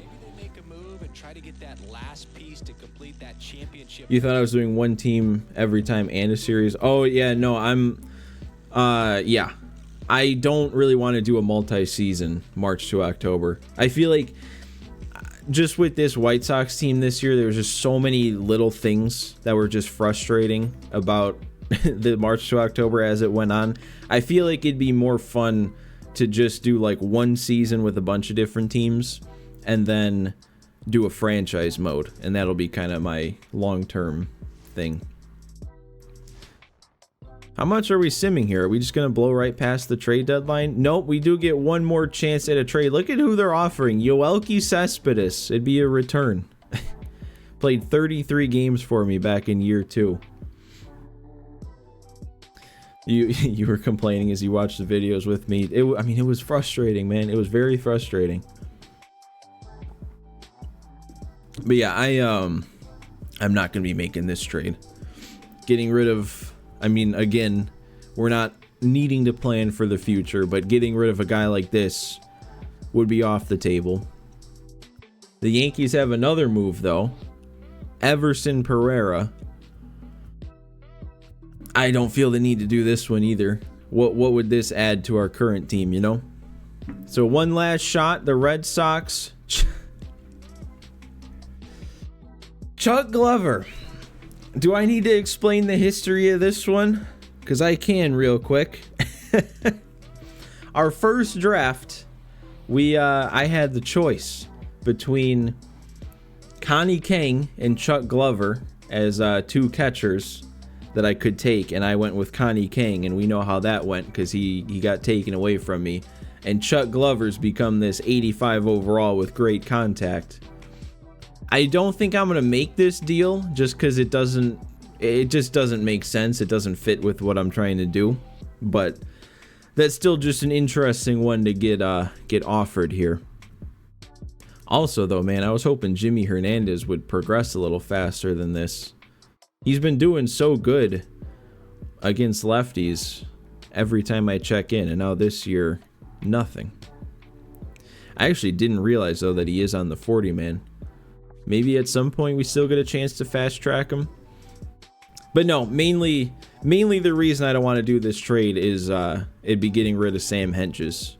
And he's a big important lefty in our bullpen this year, and we already have a couple catchers. We've got the catcher position locked down. I'm going to go ahead and skip out on this. We don't need it. Maybe if I was continuing past this year, I would have considered it more, but I just don't need it for this one. 80 and 29, and we get to put more distance between us and the Royals if we wrap up this game.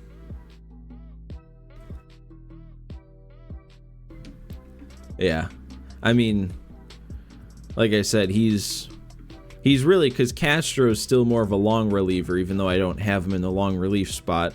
But then Crochet we save for the 9th inning. So in a way, Sam Hentges is kind of like the only lefty we have to come in the middle innings.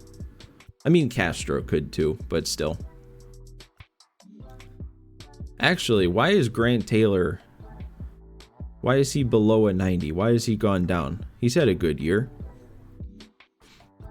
Let's keep going, though. I don't want to get hung up looking at stats. We're trying to finish the season here today. We got Duran out there again. Did that say we've scored... Or they scored? Hang on. They scored 6 runs in the 8th inning. What is going on here?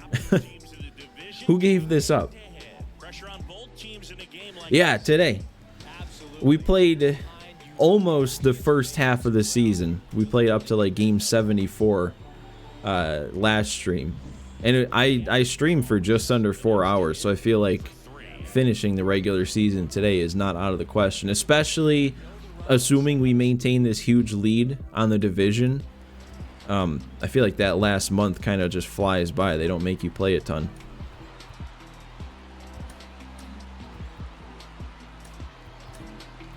I mean, honestly, a couple lefties up right now. Should I just go to Hentges? I guess we'd be taking a hit on the clutch rating with Duran being the one out there. But I'm also assuming, I'm going to look at this here, because if they've given up, or if they've put up 6 this inning, yeah, Duran has already blown a save, given up a run. I'm going to go Hentges.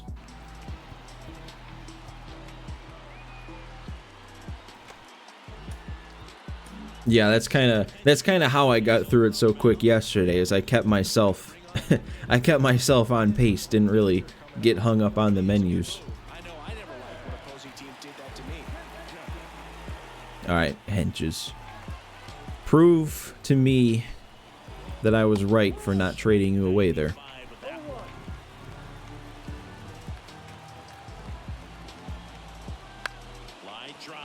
That works. That works. That scared me a bit, but that works. 2 pitches. Now let's take the lead. We know what Fletcher did last time I needed to take the lead. He took care of it himself. Oh, that was the pitch too. Is that going to get down? Whoever that is in center got a terrible read on that, because I feel like that could have been caught. That works. Ooh. I don't know if you guys heard that, but my hip just like cracked big time. Oh, that's got to be. One fouled off. That should have ended it right there. Go ahead run in scoring position. Nobody out here in the second game of the series. The shortstop takes a ball. Yeah, I am going to play on GOAT. That's kind of my whole plan is that first March to October, like I was talking about, that I'm going to play as videos. I'm kind of going to do, well, I'm going to do that on GOAT. And I'm probably not going to start up like the first stream March to October for a little while until I get pretty far into that video March to October. And then we'll see how that first one goes. But I'm planning on playing the rest on GOAT too. But if that first one is like impossible, then I might rethink that. We'll see.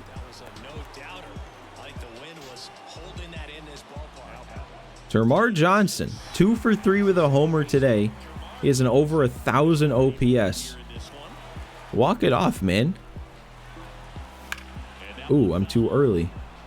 Here's a sac fly situation, and he's got to make sure he gets the ball out over the plate and get those arms extended. They're trying to crowd him with the infield in. It'd be a big pickoff if he can push around. I feel like Termarr Johnson just like keeps getting shafted on our roster. I keep sending him down. I've never found a spot for him as a starter, but he just always puts up numbers as a bench player, and that's not going to end it. Can't hit it right to the defense run. Actually, wait a second. We're in the 8th inning. Nobody's going to end it in the 8th inning.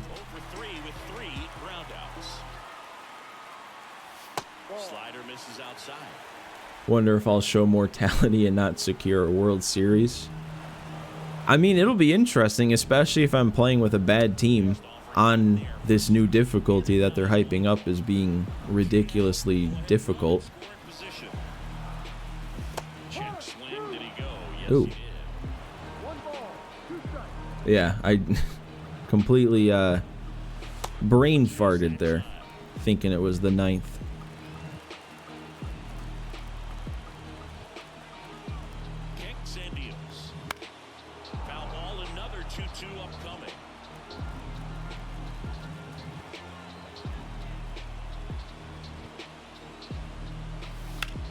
I feel like I'm all over this guy. I just can't make the good swing. Or I can't put it all together in one swing. Look at that. How did I miss that? And they're not going to tell me how, because that ended the inning. I think what happened there, I think I timed it up and I just moved the PCI too far. You know what? Another lefty. I guess we can leave Henches in. And I guess we won't need Crochet, so I can get him loosening up. Maybe PCI has to be like real bad. You have to be on it. Honestly, I feel like all GOAT difficulty is going to be... I don't think it'll simulate real pitch speeds. That's a shame to start this inning. I think it'll just be, you know, an increment up in pitch speeds, an increment up in like pitch break, and the PCIs will probably just be like a little bit smaller. I mean, it'll just feel like, you know, if you think about going from Hall of Fame difficulty to Legend, it'll probably just feel like that, just, you know, going from Legend to the next level up.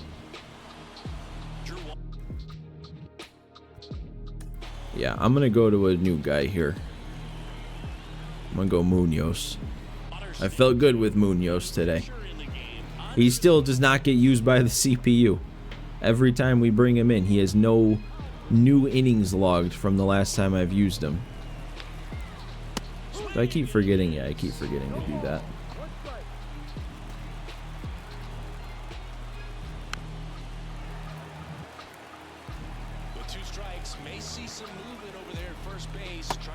Okay, that works. That's a good pitch. And a strikeout for the first out here in the ninth. Now here's the leadoff hitter for the Royals. I don't know if it's getting picked up on the mic, but all of a sudden my my PC just kind of sounds like it's about to take off. I don't know why it got so loud all of a sudden. Dude, Munoz is locked in with this slider. Would it still be considered an immaculate inning if he didn't technically start the inning, or I guess we're not going to get to find out because we got to hose down whoever that was foolish enough to try and run on Mejia. Now we end it. Now it's the 9th inning. And they're still sticking with this guy. We can definitely do something off of him.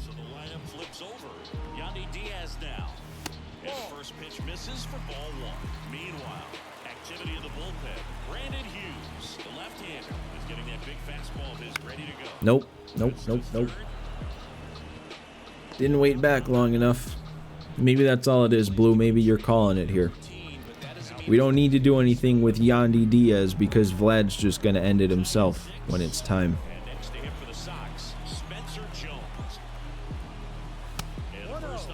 Or you know what else I wouldn't mind is if Spencer Jones wants to have himself a big moment. Nope. Had the right idea. That's a huge defensive play in the late stages of the game. It might not be the most challenging we've seen today, but it needed to be made. All right, well, that didn't end it, but at least Vlad's getting himself on. What's my team? I'm a Sox fan. White Sox. It just kind of lined up perfectly this year that my idea was to take the worst team in March to October and, you know, turn them into the best team. But it's also my my favorite team.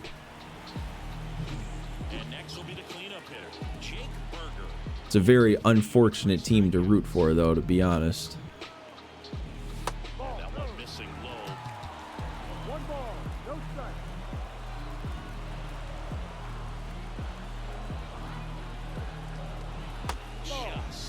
You know what's funny, though? As I'm thinking about, like, Sox and Phillies. Remember 2022, like, the first 50 or so games of the season? I remember there was a debate which team was the most disappointing team so far that year, and it was like Phillies or White Sox. I wonder how that ended up. Oh, and Berger overcommitted with that PCI. We're heading to extras. Toronto fan, you can relate somewhat. No, you can definitely relate. Those Jays have been frustrating. I like Toronto. Like if you're considering like a ranking of favorite teams, the Jays are definitely like in the top half for me, so I'd consider them to be a team I root for generally. I wanted to see them be good. When you fired Joe Girardi and went to the World Series, exactly that same year, and the Sox finished, I mean, at this point the Sox finished 81-81 that year, and that would seem like a good record. But I remember at that point, it was like, man, this is like worst case scenario. We had a 93-win playoff team the year before, and now we dropped to a 500 team. How bad can that get? That's like the worst possible thing that can happen, right? Then every year since then, it's been 20 games worse. This is off to a really good start here, keeping that runner at second. I don't know. I will say, heading into this next season, though, like, genuinely, it can't get any worse. For multiple reasons. Like, for one, you're not going to see a worse record than they had. It's just, there's so much more that goes into losing 121 games than just simply being a bad team. Like, it takes extra, like, luck to do that, I guess. But at the same time, it's like there's no expectations. The expectations are as low as they can be, so it's not going to take much to exceed them. So on one hand, I'm almost excited about this year because I feel like this will be the first time in a few seasons now that I can't be let down, because the expectations are already in the gutter. Just wait till you trade Robert for two prospects that might never pan out. I don't know. I'm so low on Luis Robert right now that I don't even, like, if he gets traded, just kind of like whatever. I would consider him to be a prospect that never panned out, really.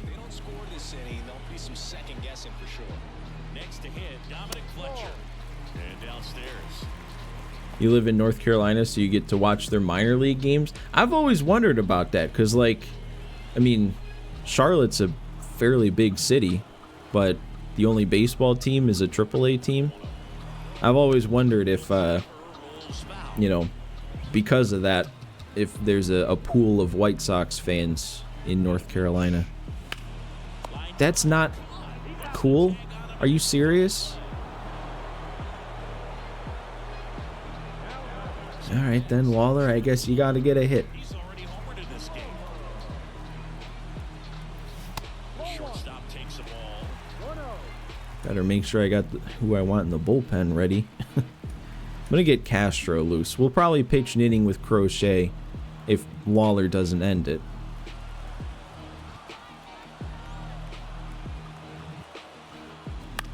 Okay, that's fine. Didn't really want to swing, but if I took it, it would have been a strike anyway.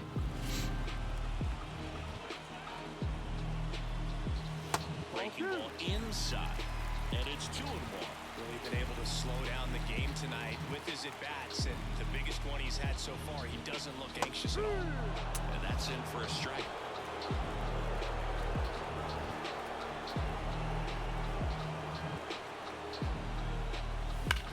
Come on. Nope, I hit that too well. It's going to hang up for him. No trouble here. Puts it away for the out. Feels like we should have ended this game by now. This is unlucky. I'm talking about wanting to finish the season today, and now we're stuck playing a couple extra innings. Set to get underway. Do I want to go straight to... Yeah, I do, because Will Smith is worse against lefties. We'll go to Crochet. New pitcher for the White Sox. Not going to need a save in this one. Well, he's got electric stuff coming out of the pen. His strikeout rate, though, is through the roof so far this season. Strike one. No ball. 1 strike. Next offer in there for a strike. 0-2 down. He's falling behind in a huge spot where we've got to do what it takes to come through. Maybe choke up on the bat a little bit, spread out those feet, whatever it takes. Gets a piece there. We'll do it again. Let's just put him away, man. We got him 2 strikes immediately. And it's second. Swing. That works. That'll keep him at second. And they get the out on Smith. Well, he didn't recognize changeup earlier enough, got out in front a little bit, rolled over on it, and beat it into the ground. Jaron Duran. You know, that reminds me with Bobby Witt Jr. out on second base right now. I started a fantasy baseball draft, but I'm playing it through DraftKings, so it's a best ball thing. So I don't have to set the lineup. I just kind of draft the team and, you know, let it ride, I guess. But my first pick, I got Bobby Witt Jr. So I'm gonna be a Bobby Witt Jr. fan this year. There we go. That is going to stay in play, right? Don't keep drifting. We're good. All right. Can we end it this year? No runs on no hits, no errors. So what am I going to be? Stream? I never... What did I never answer? 11. And we're all even at 6 apiece. I'm confused. You'd watch every weekday for sure. I mean, I'm going to... I don't know if I'm going to commit to streaming every day. I mean, I'd like to, but maybe. Right-hander back to work. Swinging Oh, just when am I going to stream? Yeah, I mean, in terms of like time of day, it would probably be 4:30ish start time Central. So I guess for you, if you're in North Carolina, that'd be like 5. That's probably just, I don't know. I mean, we'll see as we go on. Maybe it'd make more sense to start earlier, start later. I don't know. that one finds the zone, and that is strike one. Yeah, I don't know what the good balance is, because like I feel like if I stream later in the day, then you got people Popped up. we're really gonna, Lux gets under it. but yeah, you know, people would want to watch their team play at like, you know, 7, 8 at night or something. So I don't know if people would rather watch that than watch a stream. Back to the top of the lineup. So who knows? It'll be a learning experience. But yeah, I think for now my idea would be around like 4 p.m. I am, though. There we go. Yandy Diaz is finally going to end it. I am planning on streaming when the game launches, though. Like that midnight Eastern, I guess, 11 my time, when the game comes out. This team is celebrating, and this win is well-deserved. Ziggy, do you think games against division rivals mean more to the players than other games? I mean, I always got a little more charged up for those games in the division, and sure, you want to win every game all season long, but Man, you know it's been a couple hours because the room is starting to get a little warm. Palms are starting to sweat. rivalry games can definitely feel more impactful for sure, both in the standings and on team morale. I mean, it's been like 2 hours now since we started. We've gotten through about half-ish of the games we had left. If we started around game 75, I think we were around game 115 there, I thought it was. Guess we don't have to spend too much time on this screen. But, oh yeah, I'm covering up all the potentials. Just in case you guys want to see, this is this is the results of the draft. Nothing too exciting, I feel like. I definitely seem to have better drafts than this myself. I'm just gonna back out. Or I guess it won't let me back out. Okay. I had to take a couple tries. Alright, win to keep streak alive. What's our streak up to? I feel like the simming has been stopped so many times. Oh, it's only 5. Only a 5-game winning streak. But yeah, we're on game 114. We can do this as long as I just keep going. Or I pressed the wrong button. There we go. Back at target field. Welcome in, John. Ah, you're right. Maybe I should have looked at that. I don't know. This one, nobody out. I don't want to get too hung up in the menus. But yeah, maybe it would have been interesting to see how those first 3 guys panned out. And that's what sucks about March to October, is now it's too late. There's no looking back now. But the arm just stands out. He makes all the plays. This is actually a big game here. We got to make a comeback. It's already the 9th inning, and we got to do it against Camilo Doval. I am planning on being live on launch day. Like immediately when the game launches. I'm probably gonna open up my Diamond Dynasty pre-order packs, play that first ranked game right away, because that's I've kind of made that a tradition for myself. Like immediately when the game comes out, you know, see what kind of team I can get out of those pre-order packs, and then hop into a game. Then I'll probably stay live a while after that and start the grind, I guess. Oh yeah, and I missed Flea Fart. You asked, am I going to play career in the new game? I would like to try Road to the Show, because it's been a while, and I like some of the changes they made. That'll probably, like I mentioned before, when I said, like, maybe the first hour and a half to 2 hours of a stream, I play March to October and then move into Diamond Dynasty. Maybe we swap in some Road to the Show every once in a while for those first, you know, couple hours.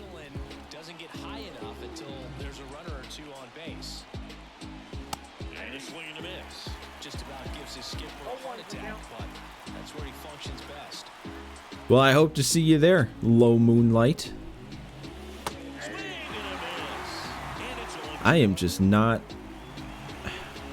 not seeing Camilo Doval too well right now, am I? Slider misses outside.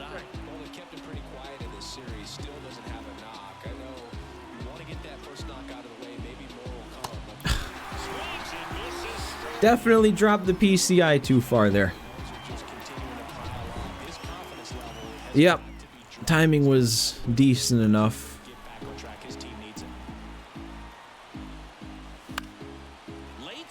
I mean, at least I didn't drop the PCI that time, but now it weighted back too far. You wonder if March to October will count for Team Affinity? Yeah, jeez, dude, this is impossible right now. I went back and watched their feature premiere about Team Affinity.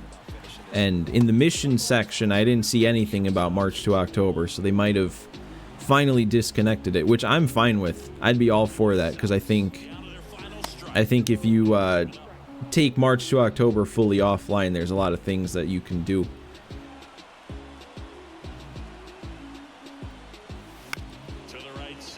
We might be able to run this out with 99 speed. Okay, staying alive. Oh, they said that today, that the March to October doesn't count. That's good. Then I'm actually kind of excited. Because yeah, I feel like keeping March to October connected with online kind of held it back, but now hopefully there'll be more of a chance to, you know, take a bit more control. Maybe they'll let you have control of your rosters, call up send downs. Maybe you can upload custom rosters. Injuries, maybe you can toggle on and off. Maybe they'll let you get down, please. Yeah, okay. Maybe they'll let you pick like how many games it'll load you into. Like if you want to play in more games than a normal March to October season, maybe you could say like, oh, I'll take a high volume of games as opposed to normal or something like that. There's a lot of things that could open up if the mode is fully offline.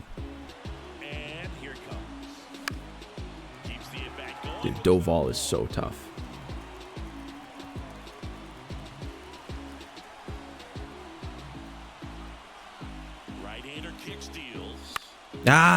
He kept throwing that cutter and I could not get around on it.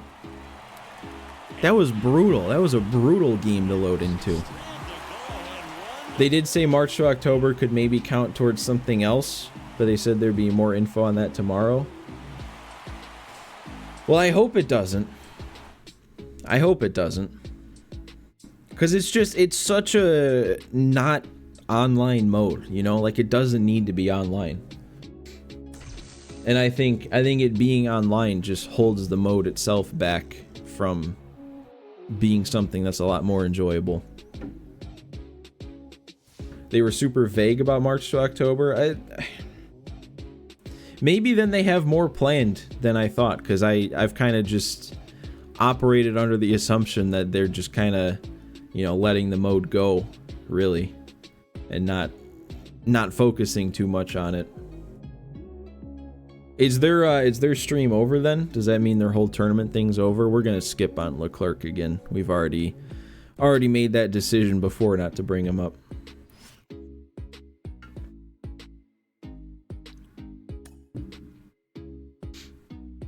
Another quick one here. That might be good for us. Let's just hop straight in. We're up one. Gotta close one out. Already got one out. They have one on second though, which is a little dicey. Schuster gave up 5 in his start. How do you go 7 innings and give up 5? Maybe they put up 5 in that last inning or something.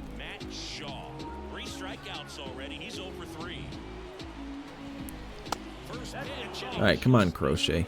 Crochet, I feel like, has been a little on the shaky side when I've used him today. And, yeah, he's still kind of staying like that. We're lucky he didn't hit that one better. It ended not too long ago. See, I normally enjoy watching their dev tournament streams every year, but obviously I missed out on it streaming myself this year. I just don't know if I want to go back and watch it all or if it's not even worth it.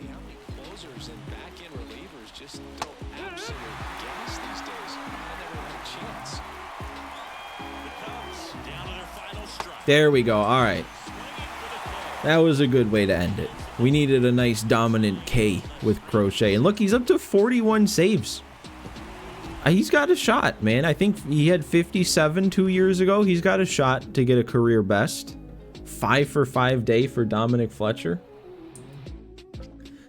The main thing during it was they showed all the team collection rewards. Do you remember off the top of your head what the White Sox one is? Because I'm very curious. The White Sox collection might be like the worst overall cards we've ever seen in a live series collection, so I wouldn't be surprised if it's like the worst reward. 80 overall Eloy? That could actually be solid. I'm not surprised that it's an 80. I felt like they probably wouldn't go below a gold for a team collection, but Eloy could be alright. Eloy could be a good bat.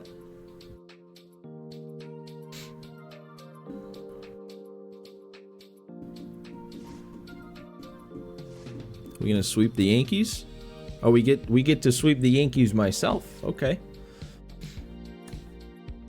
And it's another one we gotta close out. They're kind of giving me some fast moments here. The game must be listening to me that I want to finish out this season today.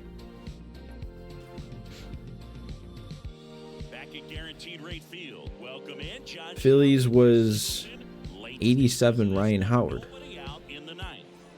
So digging in, Jason Dominguez. What's the... I wonder what the Phillies collection's going to look like.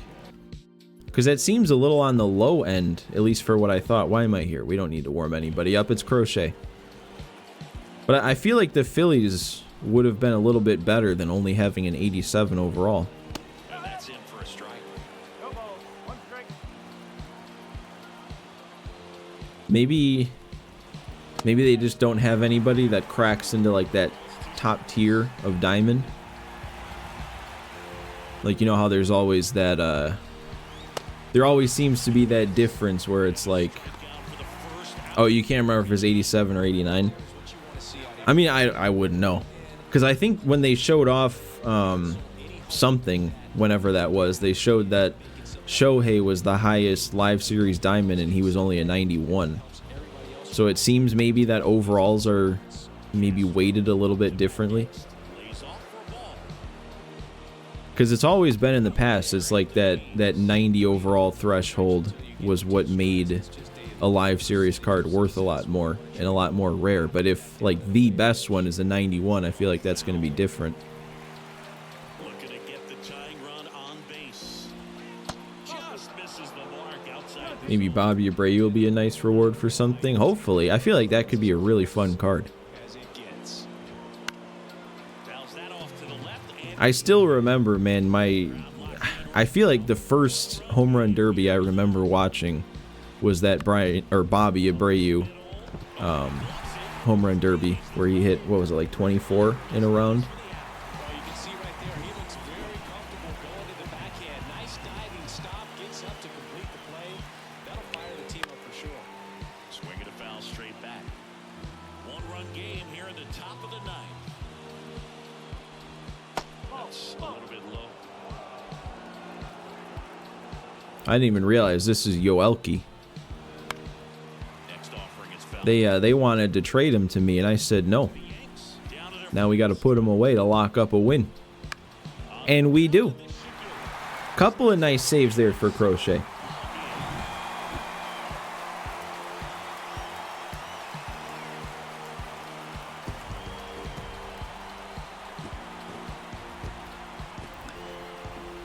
They showed off a few new legends as rewards too. It was probably just all the legends that were shown off in their legends trailer earlier today, I assume.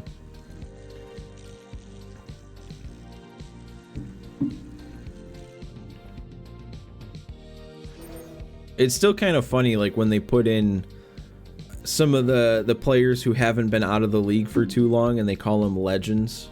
Like, to think of Clay Buchholz as a legend, I don't know if I do, but like it's still fun to have him in the game. And it's not like you're gonna be like, oh, Clay Buchholz, you weren't good enough to be called a legend. We got to call you something else.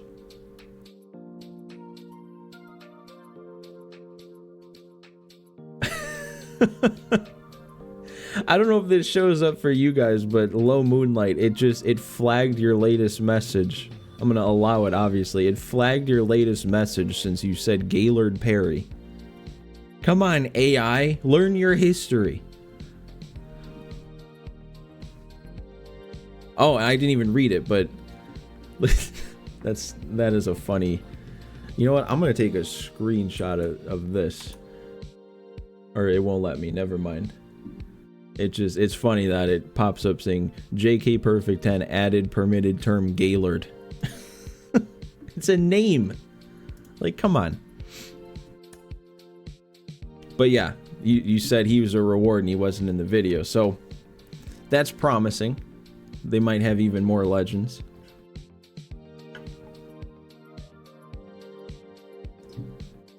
All right, what do we got here? A Vlad player lock?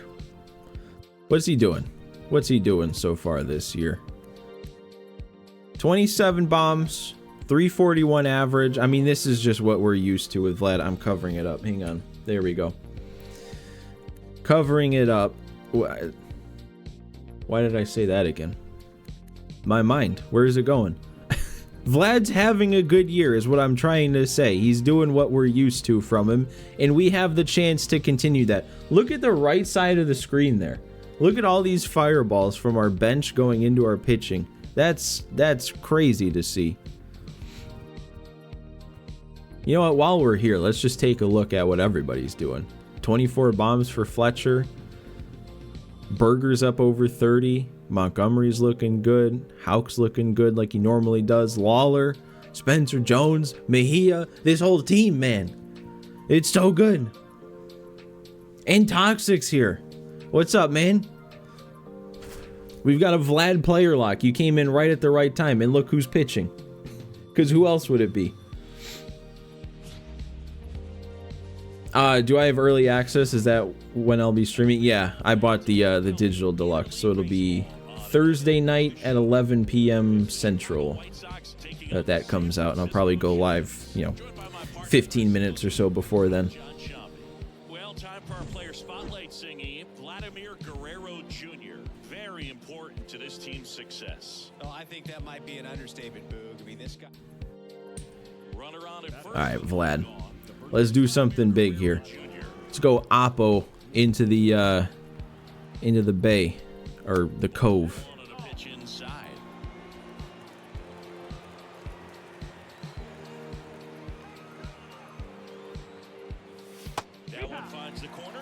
Yeah, it was good to see you, man. I hope to see you back then. I'll probably be live again tomorrow if you want to stop by again too. Because I'd like to try and make it through the playoffs with this March to October. Just got home from a long day of a performance evaluation. Yikes. I think Vlad might have just gone deep for you. Or is he going to leave that at the track? Nope, he left it at the wall. Vlad doesn't like you, Toxic. My bad. You have a good one, too.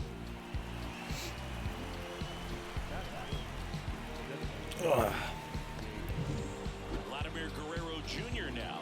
Fly to left his first time. Okay, I could not resist swinging at that. That'll work. RBI base hit. That's something. It was a choral performance evaluation. Why do I not know what that means? Is that like choir, like singing, or am I way off? 2 outs, runner at first. And here is Jake. Yeah, okay. 2 outs. Yeah, I can at least somewhat relate to that. I mean, I don't know if I would ever say I was given a performance evaluation, but I was in band in high school, and I feel like there was no stress like having to perform something in band, you know? Like, I enjoyed band in high school. I enjoyed being a part of the band, but then whenever it was like you had to do something and you had to prove that you could do it, I just like froze up. And I'm not always someone who gets nervous, like public speaking or stuff like that, no big deal. But then if I had to play my trumpet in front of people, that's when I would get nervous. It was fun, but there were big gaps of time where you were basically just the audience for other school. Oh, so it was like, okay, I don't know why I thought it was like an individual thing, but it was for the whole choir. Got it. How about that one? How about that one, Vlad? Are we really going to leave 2 right at the wall? Buddy.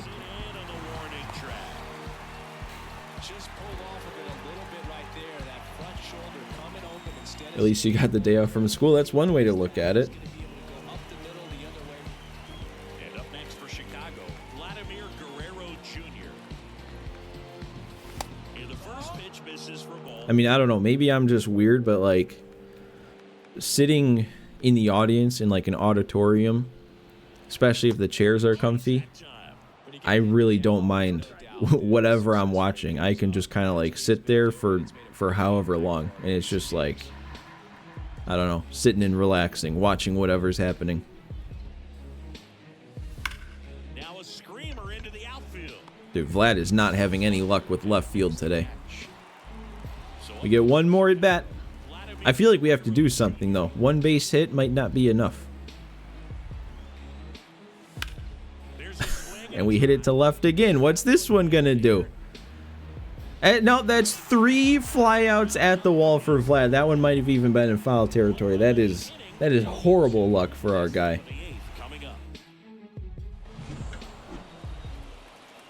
11 runs scored, and I only contributed 1 hit from that. I don't know.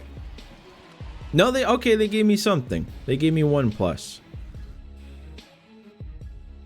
I mean, Vlad was already having such a good year. I don't know if we're going to see the impact that a 1+ is going to make.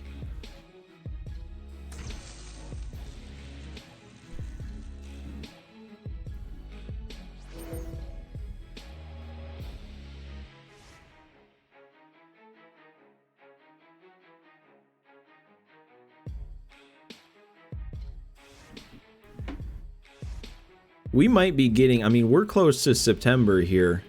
I feel like at any point it could trigger us just like simming the rest of the year. And yeah, here we go. We get a chance to officially clinch the division in August. August 27th. 131 is the record. And all we got to do is close out a 9-4 lead. We're going to finish this season before not too long, I feel like. I'm gonna go ahead and close my shade though real quick and turn on a light. Be right back.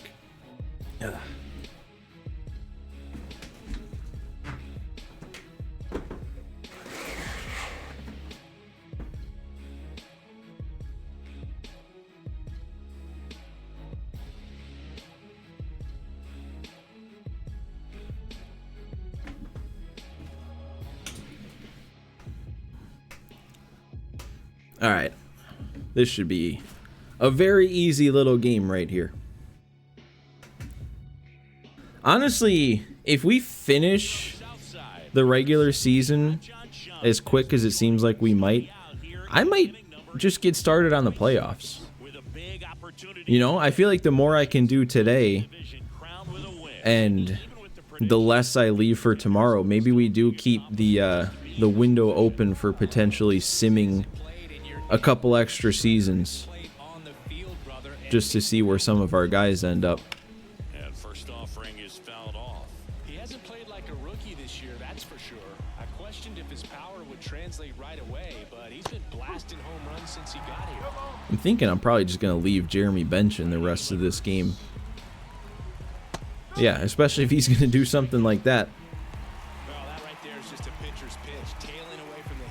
There is actually a very good chance Jeremy Bench wins Rookie of the Year, even as just a long reliever. But I feel like he's put up some numbers. Big swing and a miss.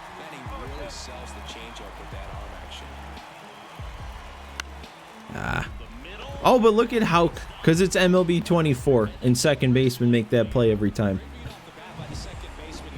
I appreciate that, Colin, saving some time. Ooh, look at the bottom. I didn't realize we were still on that winning streak. 14 wins in a row. Is Houck going to make another diving play? Look at this guy. Both ways. I feel like he's so good in the field at second base. Ready for the bottom of the 8th. Down the left fielder, Austin Hayes. You know, I'm starting to think right now, if we made it through, or if we're going to make it through this regular season within the next, 45 minutes to an hour, that'll be 7-ish hours that it took to get through the regular season. I don't know how long the playoffs would take, because I know you play every game, but I feel like maybe an extra 4 or 5 hours. I feel like if I really tried to speed run, you might be able to finish a March to October in like one stream if I streamed for like 9-10 hours or something like that. That's down and in. Because, I mean, if the point was to speed run a March to October, in a game like this, I'd probably just be bunting, trying to get out so we could move on. But that would save a lot of time over the course of a season. So if you think, whittling it down from 12-ish hours down under that 10-hour mark, I don't know, is that way too ambitious?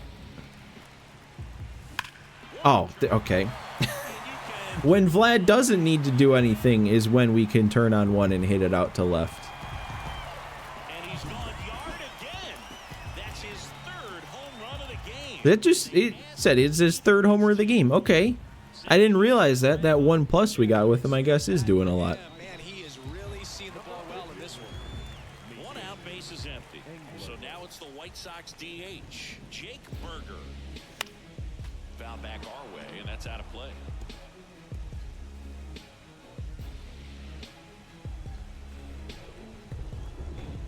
Deal one. Berger, nope. Shot to third.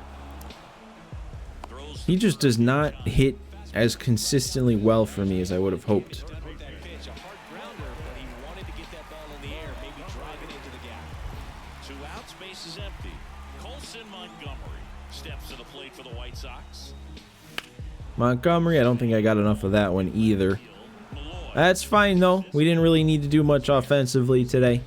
And that'll do it. 1 scores in the inning coming on this solo home run. Last chance coming up here for the Tigers.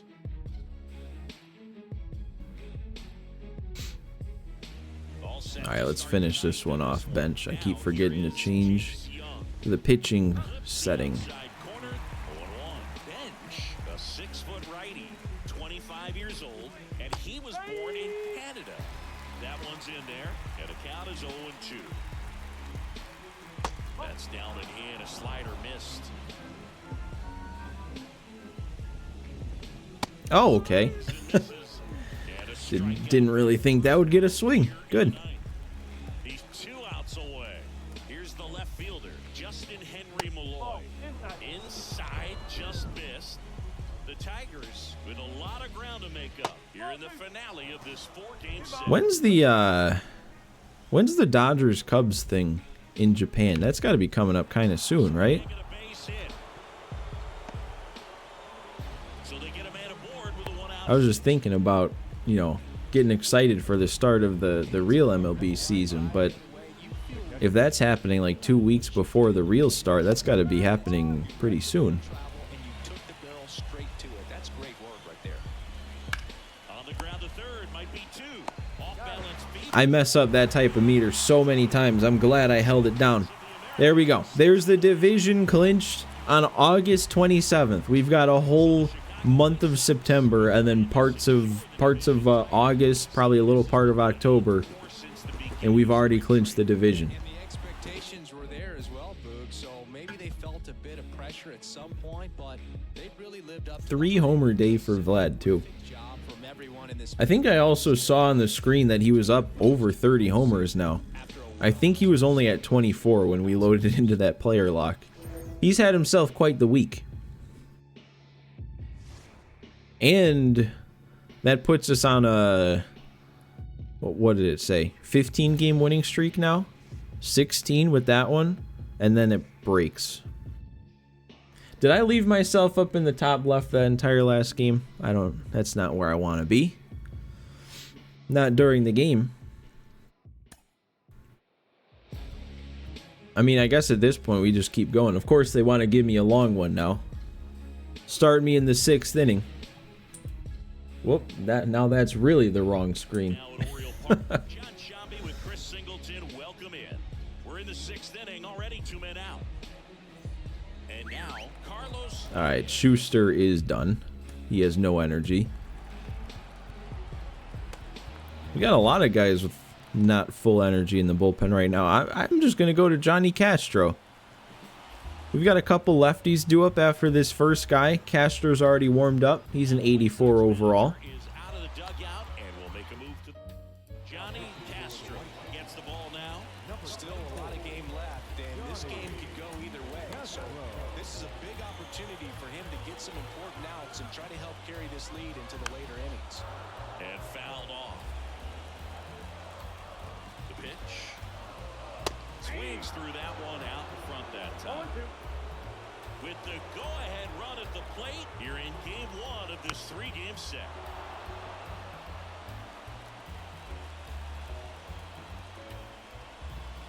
Pitch in the dirt. 1-2 to count. Swing and a ball Ward. out towards left center field. It's September. I forgot it's September. We must have a couple of September call-ups that I didn't realize, and Ward is one of them. So who was it on the pitching side then? Who did I miss when we were looking at the bullpen? I don't notice anybody. Maybe it was just 2 hitters. Oh no, Leclerc is here. Okay, never mind. The 7th, and now the center fielder, Stuart Fairchild. Here comes a pitch. And a swing and a miss. Activity in the bullpen for Baltimore. Number 29 getting ready to go. Baker also throwing.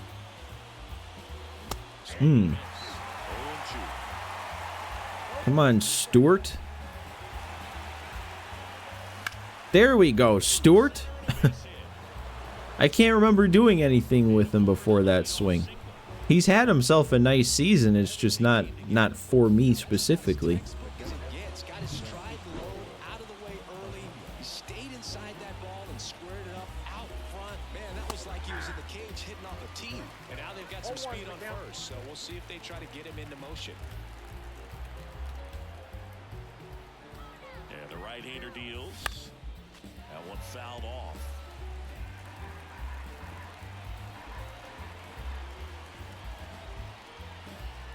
The 0-2. There we go. I mean, he just kept leaving pitches right over the middle. It was only a matter of time before I did something. Quickly, first and second now with nobody out. Everything came, so they bring on the veteran now. Joe. Ooh, they brought in a lefty to face Dominic Fletcher. Joe Mantiply, a Nationals March to October legend. He's jamming me on his first pitch. We might be able to move up to third. I'm going to risk it. And he makes the catch. Yeah, we're in there easy. And he moves That works then. runners at the corners now. One away. Now we'll see if moving up to third there pays off for him. Ryan Ward.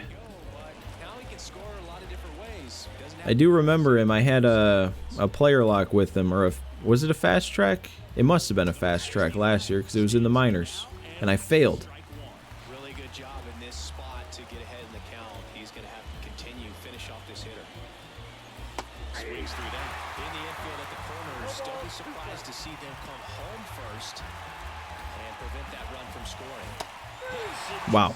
It's a strikeout. 3 straight 12-6 curves in the zone, and I'm sitting down. Vlad's got a triple today. It's most effective when you Vlad is making the most use of a 1+ performance boost I feel like I've ever seen. figured he could finish with Home run shy of the cycle. Okay, wait a second. We got to go deep. That's not deep. That's a base hit. It's not even extra bases. That's not even going to get me in at third. Oh, it is. Bad tag, I guess, maybe? big at bat to pat. All right, extend the lead. Nice line drive to Now, there's still enough time left. Maybe we get Vlad one more at bat, try and get him the cycle. into the outfield. I can't think of ever hitting for the cycle in a March to October game. Berger steps to the plate. Oh, he's done. On the mound. Career over. And they get We just ended it. Ricochet. That ends the inning, and they limit the damage. They don't even want to show him. They don't even want to show him. Nobody's concerned. I mean, yeah, they know it's March to October. There's no The RBI single. It's there's no injuries. He's just gonna get right back up. He'll be good to go next inning.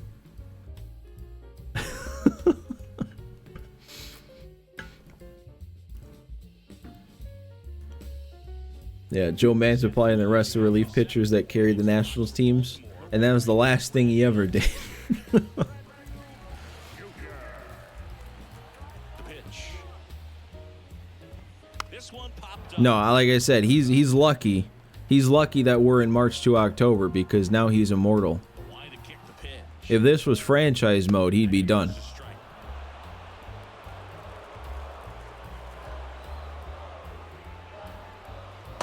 There we go. Swinging.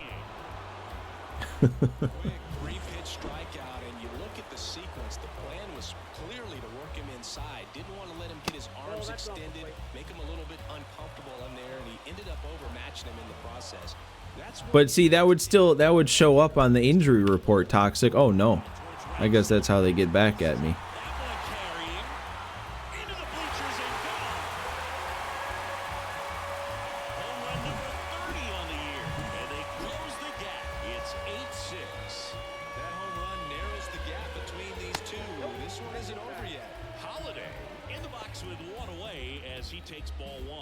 Maybe you got a point. Maybe you're thinking about it more logically than I am.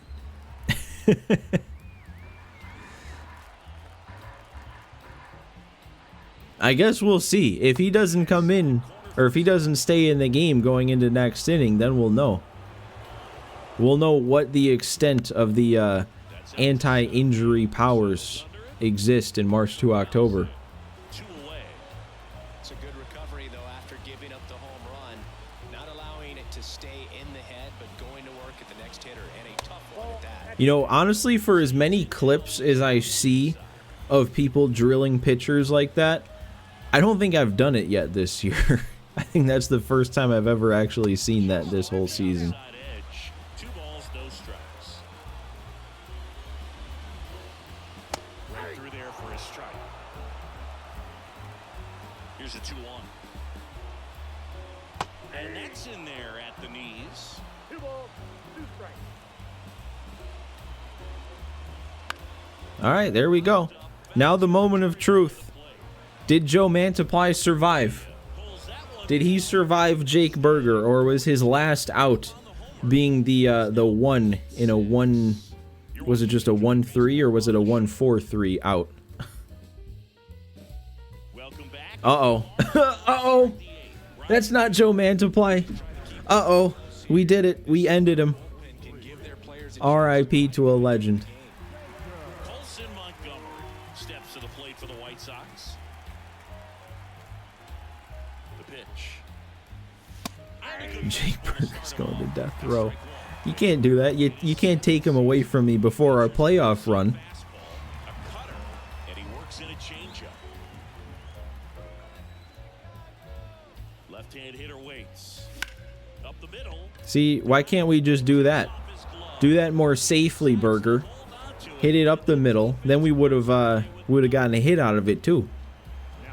So man aboard, and next to him for the Sox, Colin Houck, a former first-round pick, and he's really turned into a nice everyday player. Dude, honestly though, that type of thing, that line drive back to a head, back to the pitcher's head, that happened in a game way back when I was 12 years old.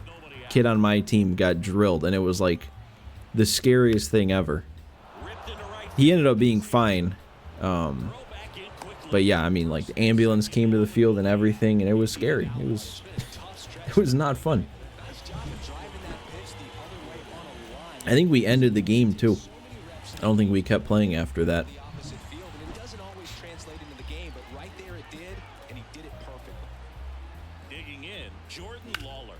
Lawler, is that getting over his head? Nope, if it did, that would be probably a triple for him.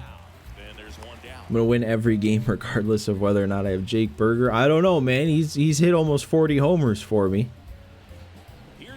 Honestly, though, that is one of the reasons I'm excited for the next game to come out.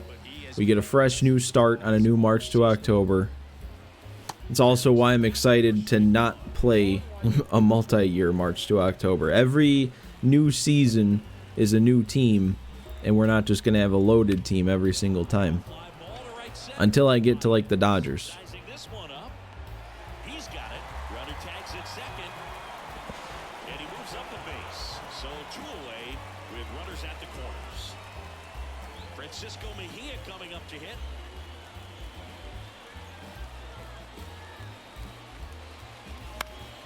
Foul ball there. Runners on first and third, 2 away. And we're at the top of the 8th.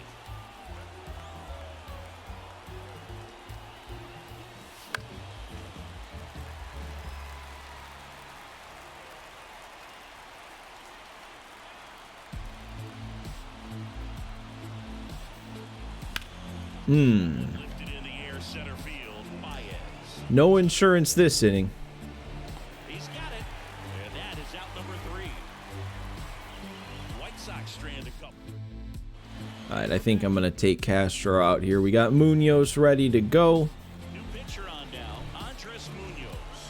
Well, the best relievers love the opportunity to come in and protect the tight lead late in the ball game. Some of them are just wired different, so we'll see what he's got here.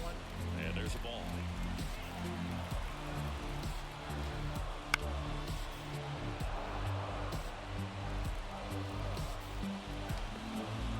And the slider just misses.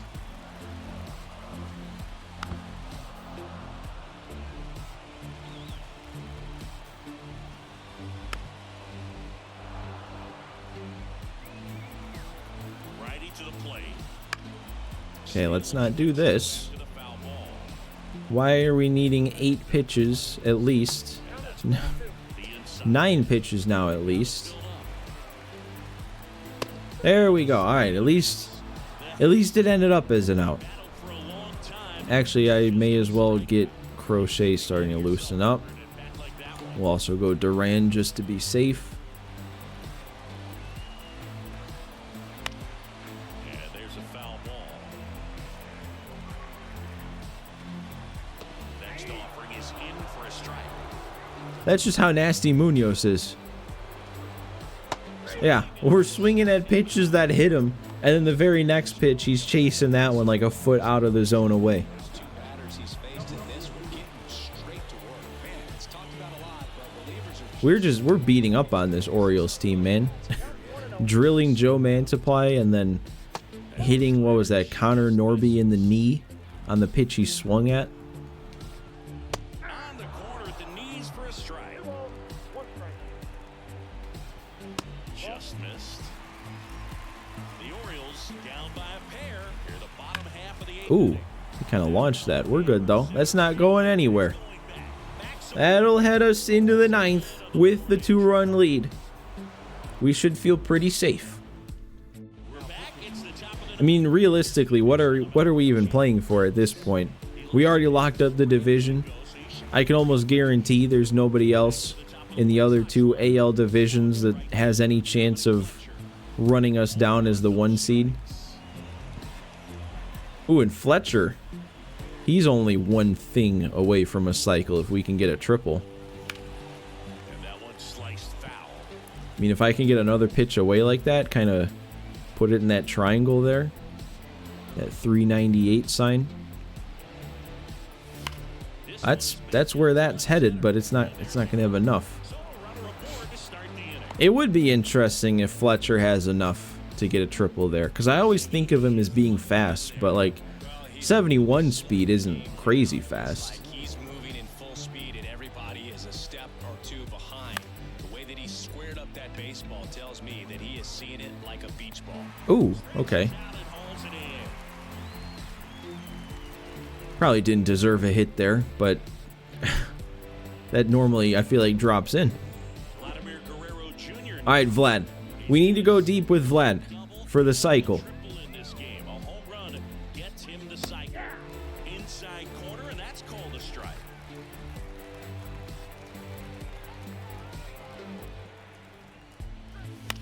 And that would have been a good pitch to do it on if I didn't drop the PCI too far.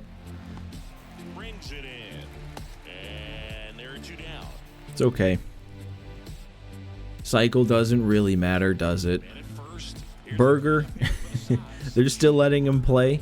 What's he gonna do to this guy? Could you imagine if he drills him too? out to I mean, he hit it right back up the middle, just got a little bit more under it. squeezes it.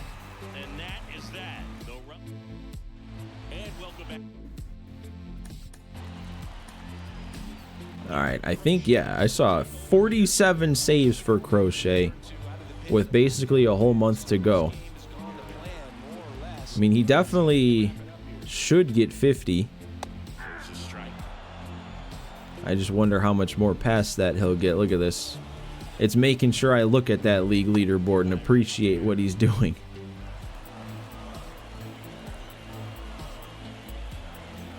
Fastball for a strike. 1 and 2. One ball. 2 strikes.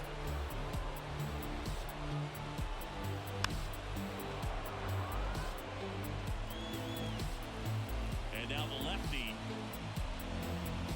There we go. 1 down, 2 to go. The string of the changeup. So back to the top of the Orioles lineup. And now the center fielder, Carlos Baez. See the velocity. You know, this dude's stance, and I guess his overall look kind of reminds me, but Jose Bautista. Saw he was in that Legends trailer too. That's a fun one to bring back. Always really enjoyed his cards in Diamond Dynasty. Swinging a foul over the screen and back out of play. There we go, sitting him down. He is down on strikes for the 3rd straight at bat. Well, it's kind of tough right here. Ted Williams too. That's probably the biggest one. Not to feel defeated and It was a shame he ever got removed. How long ago was that? the bat spread out. Put the ball in Because it doesn't feel like that long ago, but then when you start to think, like, was it 20? Was it MLB 19 was the last time he was in it? I don't know. Down to their final strike. Phillies legend Jose Bautista. That'd be like me saying White Sox legend, you know, Ken Griffey Jr. or Manny Ramirez. Take your pick. Sox had a bunch of those types of guys. White Sox legend Andrew Jones.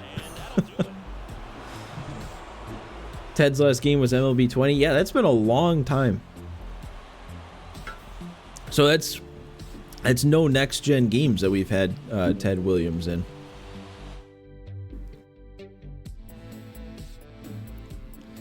Maybe that was the thing. He didn't want to be in any games that were cross generation. So now that finally they're dropping the PS4 and Xbox One, he's back.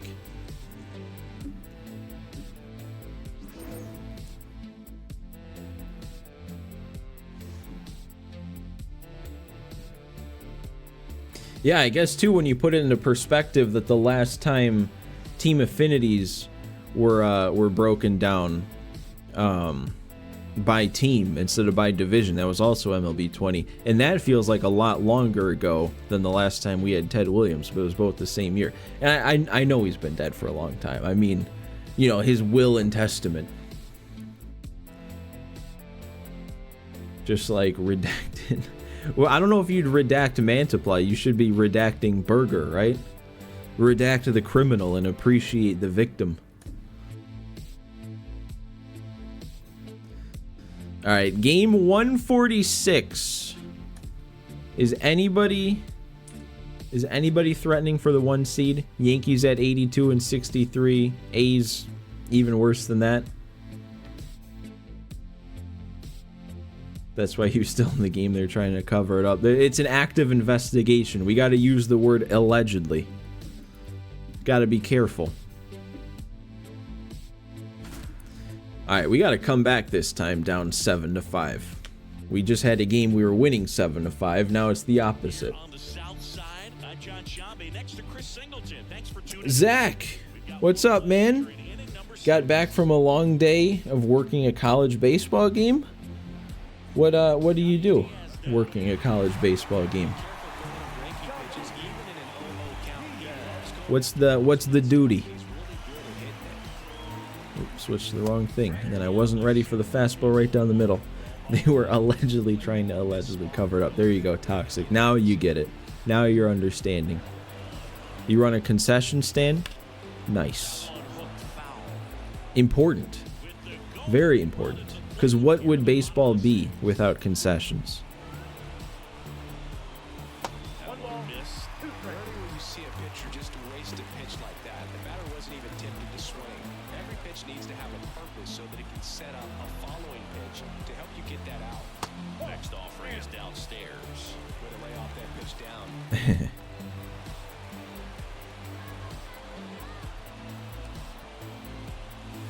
Grounded to third. That's going to be 2. That's not going to do anything for me. Come on. One batter, 2 outs, inning over.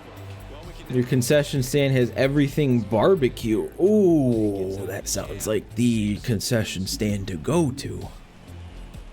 I think probably the the best food item I can think of getting at a concession stand was a Brewers game. I went to a barbecue concession stand, and it was, I guess I'll just leave benching. It was a pulled pork and mac and cheese like bowl, and that was revolutionary. Happy with the swings they're taking. It's been a real team effort. Already 7 extra base hits, so that goes to show they're getting contributions from top to bottom. Nobody's doing that by themselves. Fires over to Guerrero. And the leadoff hitter set down to open the 7th. And first offering is fouled off. The line and the pitch. He's dealing with a great 2-strike hitter right here. The strikeout. Pitcher getting tired. Oh, I didn't even realize he was at 43 pitches. Now base is empty. He can still close out this inning. He's got starter stamina. You've got mac and cheese hot dog for $9, $9.50. That'd be interesting. That sounds good. I don't know if that really sounds quite as good as my my mac and cheese pulled pork, but that sounds good too.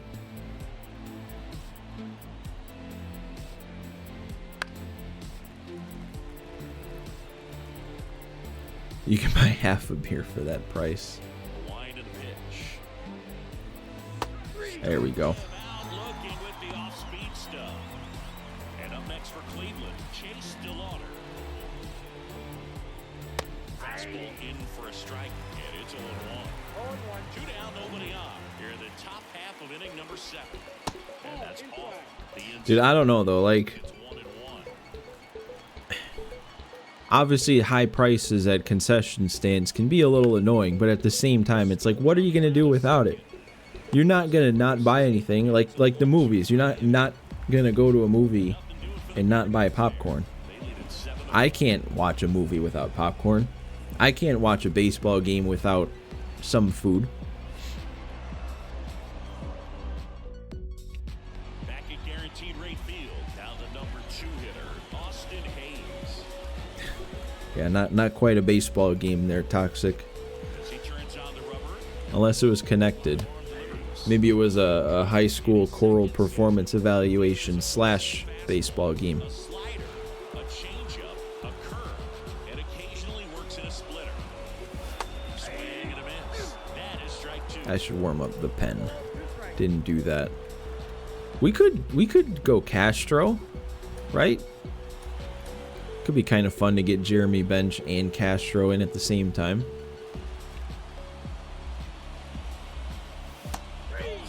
It was a high school about the size of a college. That sounds like a big high school. I definitely cannot relate. My high school was relatively small. Relatively. It wasn't small, but it was relatively small. That's a nice swing. Something about getting a perfect swing going the other way is one of the more satisfying swings you can make. Here's the third baseman, Jake Berger. 0 for 3 with 2 strikeouts and a flyout. True, it wasn't your high school. I do remember that. Now this team is definitely looking for big But still, it was somebody's high school. that gap. But, at the very least, if you can find a way to manufacture that run from first, it feels like it's really important to getting back into this ballgame. With the tying run at the plate, here the bottom of the 7th. Popped up right side. No, it's got no chance of getting down. I just hope Berger doesn't have like bad karma for the rest of the season after what he did, allegedly. Kevin Parada steps to the plate for the White Sox.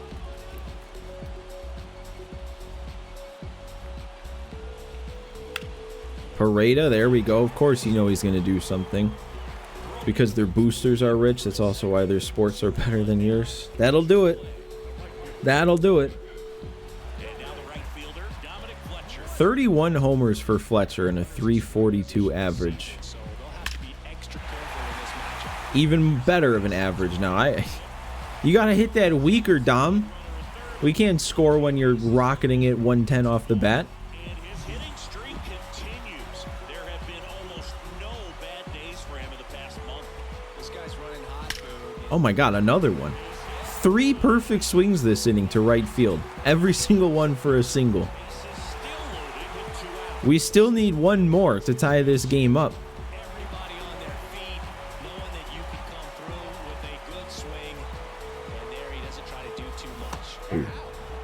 How can Fletcher have to be the biggest surprises this journey?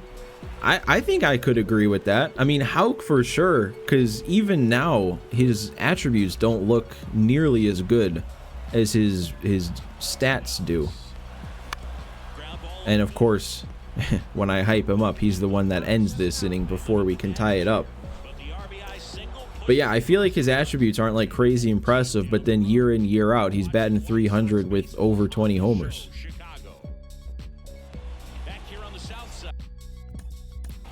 All right, we're going to go Castro with the 3 lefties coming up. 2.55 ERA for our guy. We knew he was going to be good. This year, typically at least 1 an inning, so he'll be tough to get to. As the lefty gets to work. Inside corner for a strike. 0-1. It's good speed at the top of the order here. You want to get it on, see if you can get a stolen base, maybe get around the bases and pick up a run. That one just misses. It's a good take. There we go. You know, I feel like this is actually a really good sign because I just glanced over to see that I've been live for 3 hours now, and it does not feel like that. I remember even yesterday it was like around the 2:45 to 3 hour mark. I was kind of starting to feel it, like, all right, we're gonna wind down here.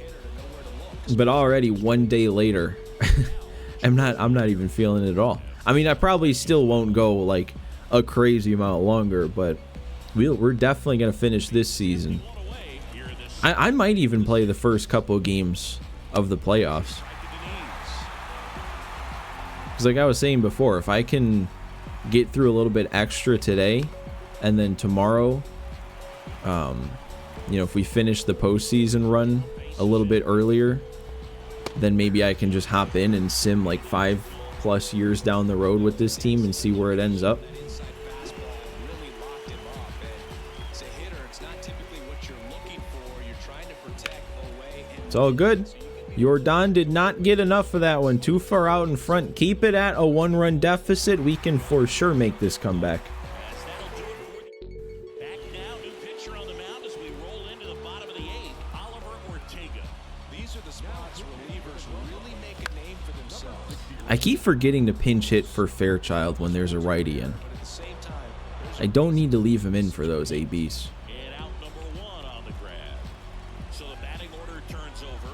Yandy Diaz will hit next. And that one fouled off.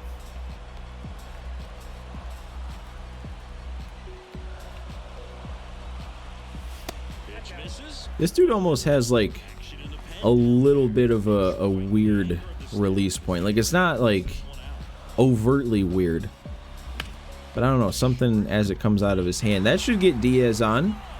Safe at first as they can't make the play. I might go ahead and pinch run with him now. Got himself on. Now we actually got Lawler, 99 speed. I was thinking just Jones, but no, I'll do that. We'll bring Jordan Lawler in. One down, runner first. Austin Hayes. Now we know if we can put one in the gap, that'll be a tie game. Strikeouts and a ground. Just don't hit one on the ground now. Yeah, and then of course they throw it low. I don't want to swing at that. Want to make sure it's something I can at least get under a little bit. Hit it on a line or something. Kicks and deals. Like that. That would be it. That would be what I'm talking about. see some movement over there at first base, trying to stay out of the double play right here. Pickoff throw. Lawler back in standing. He's got plus speed, but in this situation, all eyes are going to be over there trying to keep his lead tight.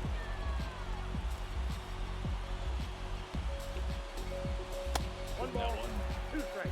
Cutting but missing down low. With a single base runner because of all the power, they are dangerous. Good. Get foul. Get out of play. Okay. Yeah, he's not even running that down. With the tying run on at first, here the bottom half of the 8th inning. Oh, come on. Come on, Hayes. Figure it out here.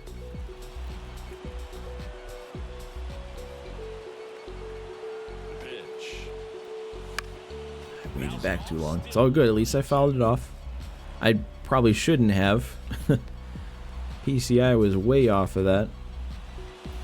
And he threw it down the middle again. That's gonna tie it. That is exactly why we brought Jordan Lawler into the game. That exact scenario. And now he's gonna score easily, no throw.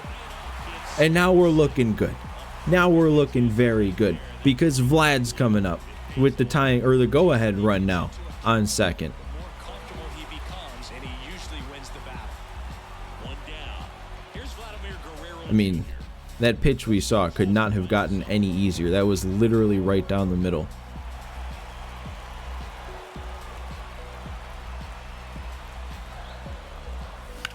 Oh, dude, Vlad's had some power lately.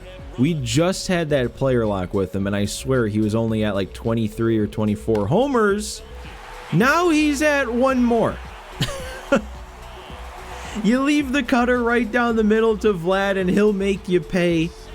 That's the lead. What a swing. We know we can count on him. 36 homers after that one. I mean, it's just... I almost didn't want to trade for him. Like, I almost talked myself out of it all the way back in season 1. Could you imagine how different this would have been if I actually did talk myself out of it? Where would we be without Vlad? How has he not won an MVP award yet? Hopefully this second half surge he's making pushes him into the MVP conversation. Do I need to get Crochet loose. Hang on here.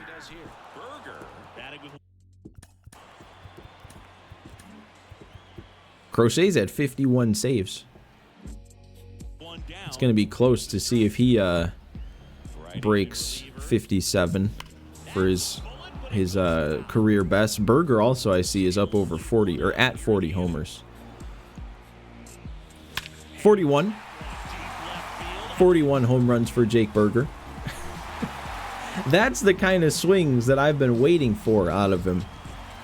All season I've been saying, man, I just have not been swinging the bat like I hoped I would with Jake Berger. Hitting one 482 kind of makes up for that. I don't know, though. If we keep going, we're going to ruin another save situation that Crochet could have. Yeah, we may as well get just under that one. 41 bombs and 1 alleged assassination. True, can't forget that one. Berger might steal the MVP. It'll be interesting because I can still kind of see on the Tron out there. It's like a 270 something average, and I still feel like the game puts a decent amount of weight on average. I don't think we got enough of that. Or did we? No, almost. Almost. We just had to keep the save intact.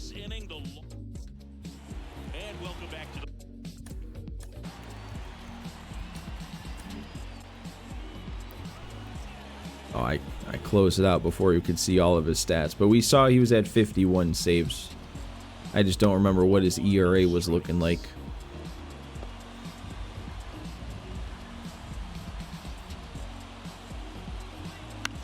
There we go. That should be an easy out, number 1. Slings the first. Now 1 gone in the 9th. Couple of pitches and a quick out. Now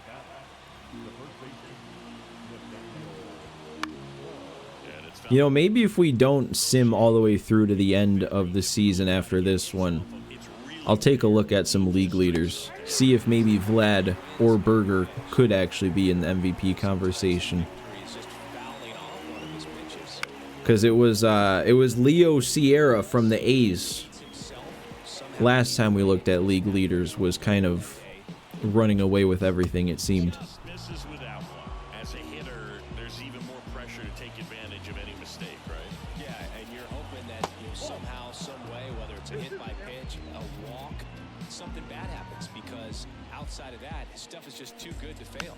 Man, we can't put low away here.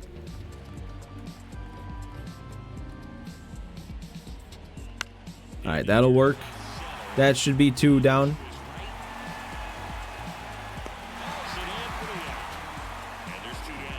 he's got deception in his delivery, and it's not that he's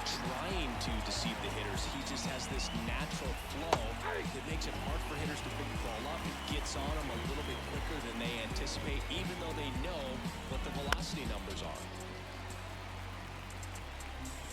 Crochet is just one strike away.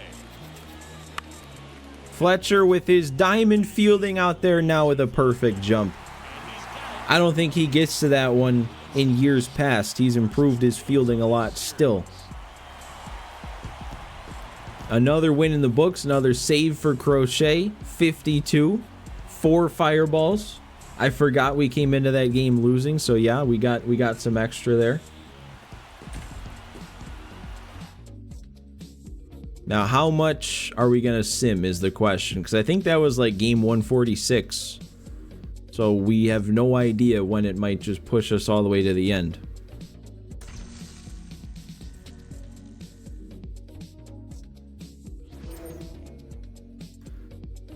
You were just building a hospital on Minecraft and it's time for baseball?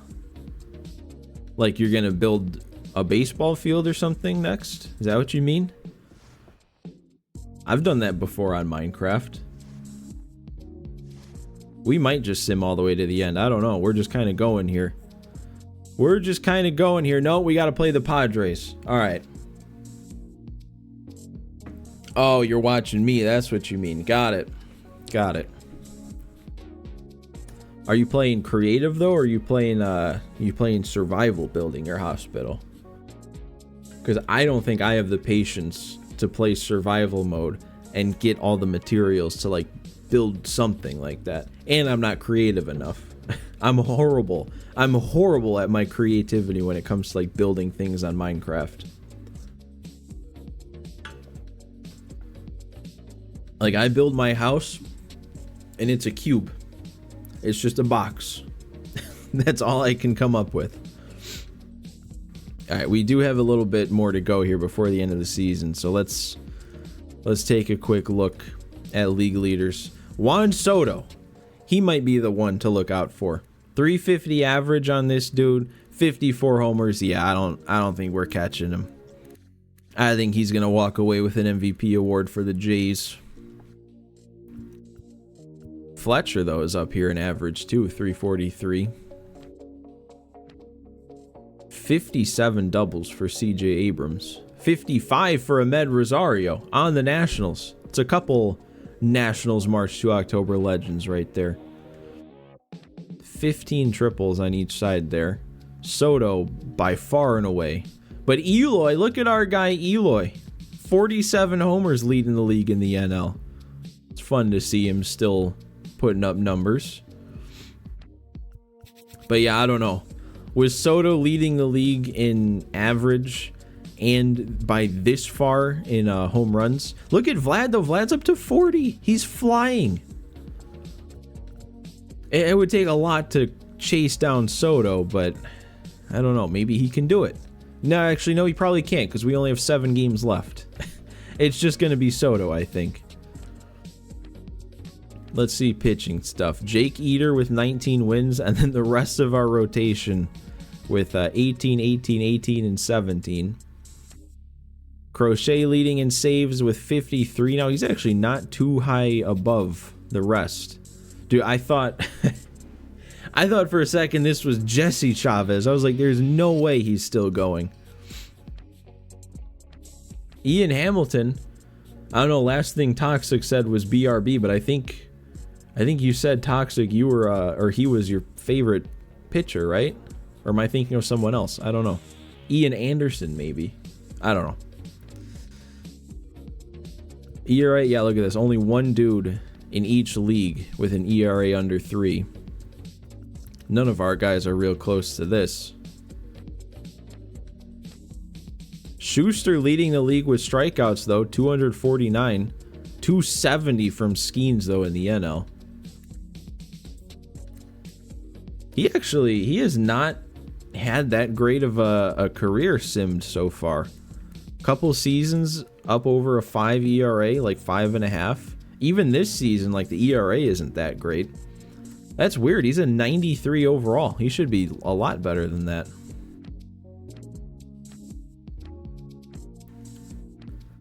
Schuster leading in pitching WAR with a 4.23 ERA. I do remember his FIP was good when we were looking at that before. And then batting WAR. Batting WAR is still Leo Sierra. And then Fletcher is too. I don't think WAR contributes as much as it probably should to who wins the MVP, but if it does, I don't know. We're talking Vlad, we're talking Berger, maybe Fletcher sneaks his way in. I don't know, but we gotta not only finish the season, we gotta finish all the postseason to see that. So let's keep it going. Let's make sure we do finish it. Back here at Petco Park with Chris Singleton, I'm John Shambi. Thanks for joining us. Nobody out here in inning number. Keep hitting the wrong key. I need to move my keyboard where I can actually see it. My mic is blocking it, so I'm just kind of blindly pressing buttons trying to change scenes. Simply incredible, Boog. I mean, this would be such a nice feather in the cap for him. All right, this dude's 101 pitches in out there. It's a lefty, Yandy Diaz. Tee off, man. Oh my, please leave. Please don't say I missed that. Oh no.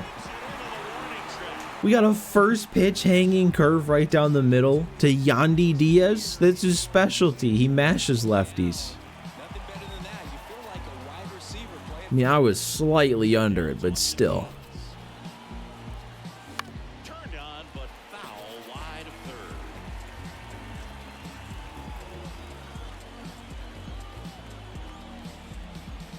third. Ooh. Dropped the PCI hard there. Activity in the bullpen. Number 52 getting loose out there. Garcia also getting ready. Got one out to right. I don't think we're going to be lucky enough for that to drop in. Vlad, though, 3 for 3. He's really making a push. He's trying.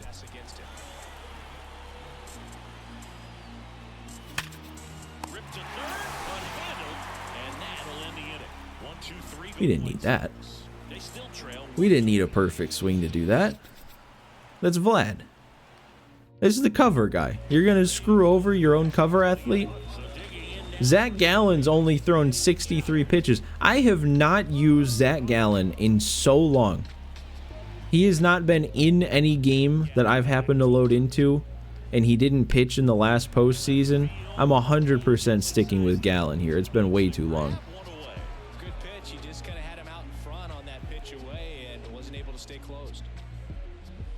Let's not leave our cutters there, though, Zach. It looks like these hitters have been in between with their timing today. Good fastball, excellent slider. I'm still disappointed, though, how quickly Zach Gallen regressed.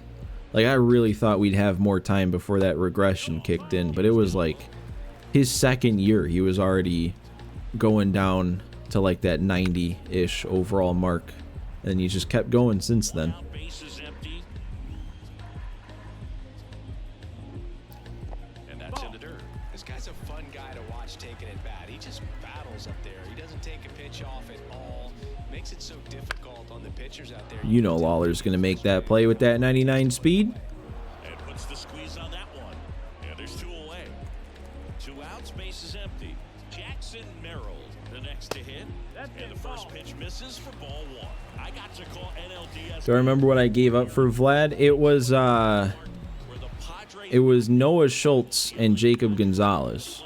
So, like, I guess it wasn't really a lot because both of them were only B potentials. But still, it's like, especially Noah Schultz in real life as a White Sox prospect is like somebody you don't want to get rid of. Recognize that changeup right out of the hand. Just spit on it. I mean, unless it's for a guy like Vlad, I guess. Looks like he's heading back. And we're back. All right, man. Can't let this guy shut us out here.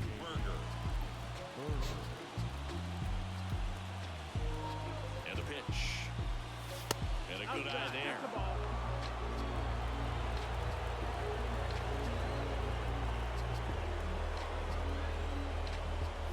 Nope.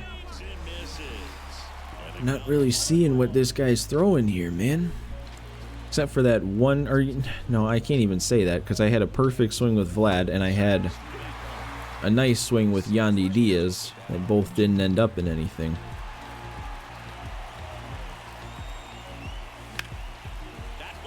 I also, Blue, I know there was a third player involved in that trade, but I cannot remember who that was. I don't remember if it was a big leaguer that I was fine with getting rid of, so I don't really think about it, or if it was just like another minor leaguer. They really made me go around on that? Come on.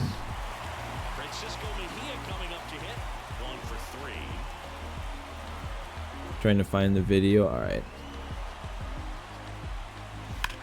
Oh, we can't miss that. We can't miss that. Locked in right now. One-run game here in the ninth.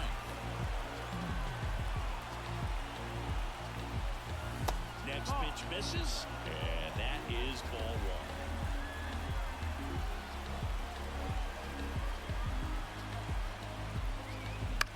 one. Why is this dude, for whatever reason, tough? Trying to get him to chase on the changeup. You know, I'm too curious. What's his overall? He's an 80. That shouldn't be that difficult, but apparently it is.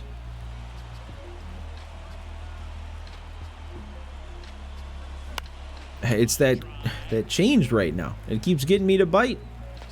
We're down to our last out here. Am I really? I've had such good hitting games lately, and all of a sudden I'm going to get blanked here.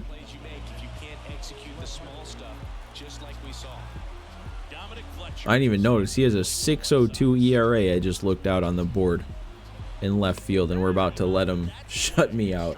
Oh yeah, and you just saw it too.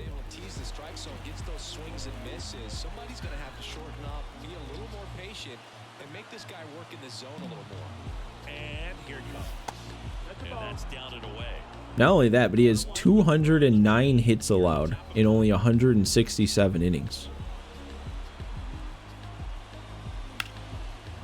And now we're down to our last strike.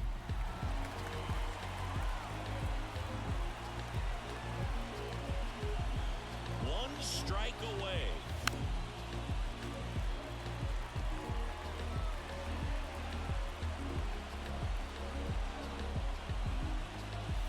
Good eye on that spot. That turns out to be a really good take right 121 pitches deep, and he's still cruising here.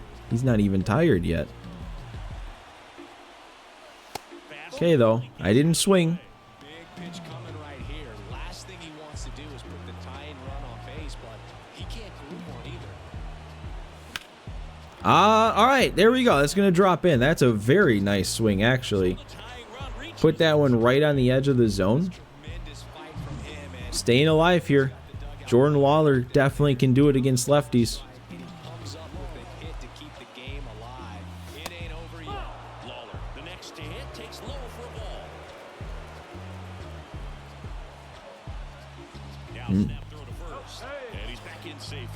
Jacob Gonzalez, Noah Schultz, and a D potential center fielder named Terrell Tatum. Okay, so yeah, that third one was nothing. Right now they're looking for something hit hard into the gaps, give them an opportunity with 2 outs to score that run from first. 2 outs. Oh, nope, I missed it. I didn't get enough of it. Wow. You never know when somebody's gonna have a special day, I guess, and today was the day for Robbie Snelling, I guess. That's the first thing we've failed in a little while. That's the first snowflakes we're seeing, and it's right near the end. This pitcher will need Tommy John right after the game. He'll get Tommy John, and then he'll be good to go for his next start in the rotation because of March to October.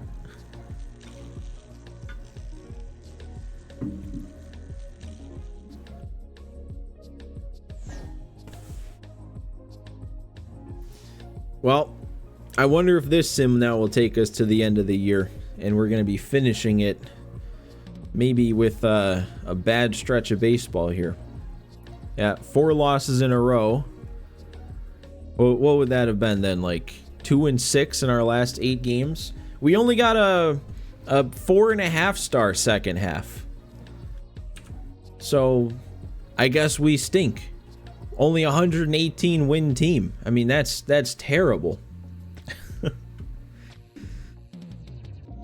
But yeah, we're back. We're back onto the postseason. The Royals made it back again too, so that'll be 2 years in a row we're taking on the Royals in the division series. What are we looking like then? It was KC and Oakland, and the Royals won. Then you had the Angels and Rangers, and the Rangers won. The Yankees are still going. I don't want to face them again in the ALCS. Actually, I've faced the Rangers a couple times too in the ALCS, so I guess either way, we've seen that matchup a lot. Other side, we've got Pittsburgh, St. Louis, and St. Louis won. And the Braves fell to the D-backs. D-backs would be a new team. So you got Cardinals, Reds, D-backs, and Dodgers. Interesting. You're guessing the Phillies ended up in last place? Let's see. Maybe we look at all these standings real quick, the finals. The Yankees actually ended up with a pretty solid record. Nobody else over 500, though, in the division. Then you got 3 teams making it. The Astros fell out, though. No more playoffs for the Astros. Actually, hang on. I didn't even see this. Rangers with a 79-83 record.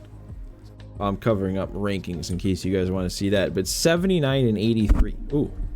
They are the top ranked team, though. Or top ranked. Top ranked. Top 8 is pretty solid. Braves won with an 81-81 record. Phillies almost made the comeback, man. Phillies finished 1 game back. So I don't know if you could call them trash. But, man.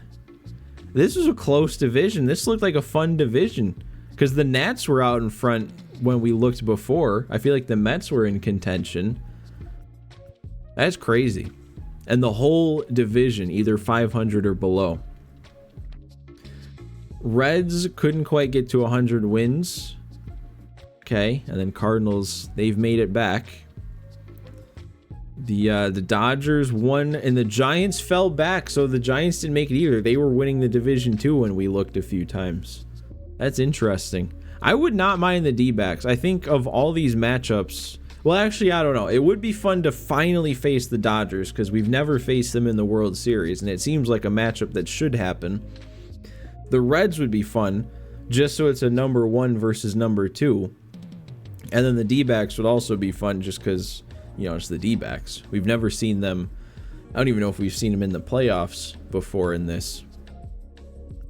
But what do we think, guys? Should I play like the first game, maybe? Maybe first 2 games of this playoff run? Or should we go ahead and end it here and keep the postseason for its own stream? I could play a couple more games. I'm feeling good. And then the more we play today, hopefully the quicker tomorrow could go. And then maybe we do a little extra simming in franchise mode to see what we can do long term. So if you guys are willing to stick around for another half hour or so, I could. Let's look at some final stats real quick, though. Fletcher with 34 homers, 345. He's up to a 97. I didn't even notice that. He was not supposed to be that good. Hayes had a solid enough year. Regression's definitely hitting him a bit. Vlad only ended up with the 40 homers. Berger did get up to 45. Montgomery had himself a nice year. Houck, he did what Houck does. Jordan Lawler, solid enough year. Spencer Jones got up to an A potential. Okay. I mean, not like that really matters a ton, but it's still fun. Fun to see that. Francisco Mejia had a nice year as our starting catcher. Stuart Fairchild, that's pretty good for a platoon / backup center fielder. Kevin Paredes, the backup catcher, solid numbers. Termar Johnson turned in another good year off the bench. And then Yandy Diaz. I mean, I think he dropped from like an 87 to an 81, but he still looks solid attribute-wise, and he put up a good year. Solid auto signing. How about pitching? Grant Taylor, kept his ERA under 4. Eater, kind of similar year to what he always has. Strikeouts were a bit down. Schuster, strikeouts were a bit up from last year in the exact same amount of innings pitched. Wait, I just realized I'm blocking some stats there probably. I forgot they auto did the rotation here and put Johnny Castro in it. I mean, he was really good. Do I leave him in? Dustin May, I mean, he definitely brought it back around, but he still struggled a bit. I might leave Johnny Castro in this rotation. That could be fun. Prelander, Burrow. Actually, wait, I want to see Gallon. 3.99 ERA. I don't know, do we think he three-peated as the Cy Young Award winner? Should I just go over to the awards tab instead of waiting until the season's over? Should I just do it? I'm going to do it. I'm going to do it. He did not three-peat as a Cy Young Award winner. That's a shame. What else do we got here? What was I looking at? Prelander, Baroa, much better than I would have ever thought we'd see him play. Henges was good. Barlow was great. Duran was really good. He actually got 7 saves. He took 7 saves away from Crochet, and Crochet himself had a ton. Munoz with a great year. Wish he pitched more. And then Crochet, 53 saves, under 3 ERA. 266 career saves, and we've been around for every single one of them. That's fun. I like building up stats like that. I think I'm going to keep playing. At least one more game. Let's get into this first postseason game today. Get a taste of it, and then we can shave a little bit of this playoff run off, I guess.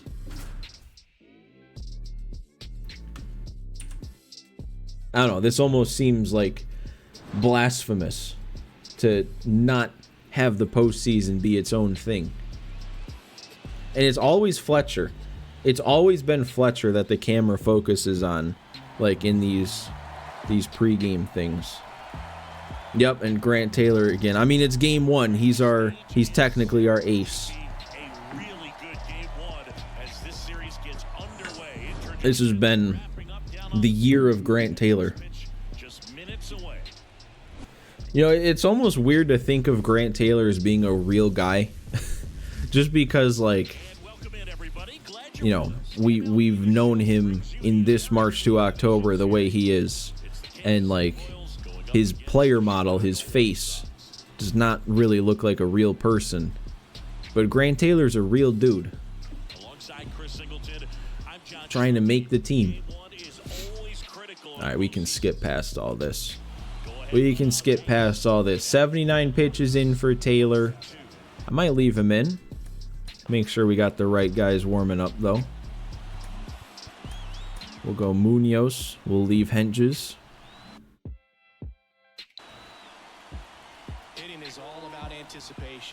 I like the jersey selection, though, for game 1 of the playoffs.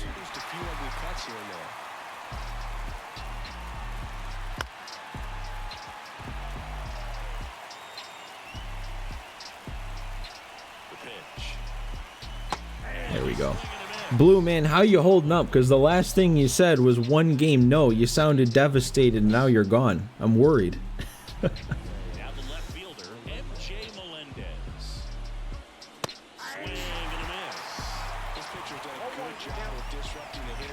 Ooh. Okay, maybe we don't go back up and into this, dude. There we go. I mean, Grant Taylor, he's looking good. He is looking like the ace right now in these first 2 batters. 12 strikeouts, going strong into the 7th.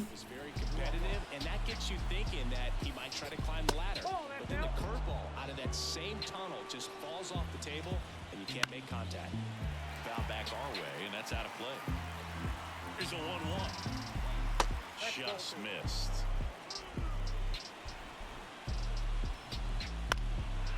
Spencer Jones is right there. That's 7 innings in the books. Now let's just go ahead. Let's take this lead. Let's not make this one any sort of worry. Because, man, I kind of forgot to hype up that now that this is the postseason, this kind of gets stressful again. Not just because it's the postseason, but because of the fact we have a 43-game playoff winning streak we're riding right now. Like, we can't lose. We can't snap this streak. It's dating back now 4 seasons. 3 straight perfect postseasons, and then 10 wins the year before in a row.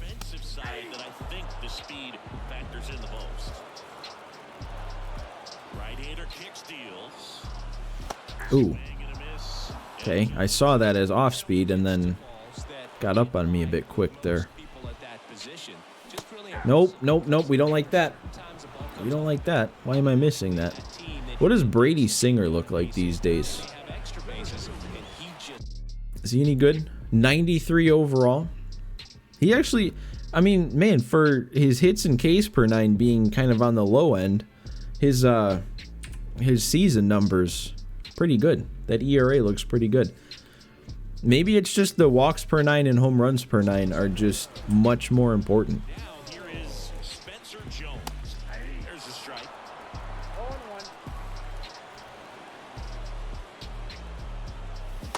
Man, and now I'm just not making a good swing off of him. I feel like we have to do something. He's got a lot of energy left. They're just going to leave him in. And that'd be the pitch to do it on. Yeah, with 2 strikes here, you really want to miss outside the zone with that breaking ball. How do you get under a sinker at the bottom of the zone? You know what else I just thought too? Since we're actually in the playoffs now, I should probably change the title of my stream, right? Because we're not trying to finish the regular season anymore.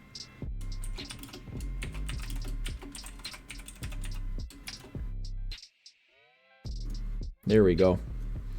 Get ready to see the viewer count just skyrocket now. Nobody can resist postseason baseball. Especially when Mejia is doing that. Look at him go. So now back to the top of the order. Hitting is really easy for some guys. One thing that I can see already, his bat stays in the zone on plane for an extended period of time. And guys like that, Fletcher already has a home run today. contact rate And he might drop that. Oh, no. Oh, I thought that was going to get down. Okay, well. Gonna have to do it later. I don't want to keep... I mean, I could keep going with Taylor, but no. We're not going to push it. We'll go Munoz. We'll go our big arm.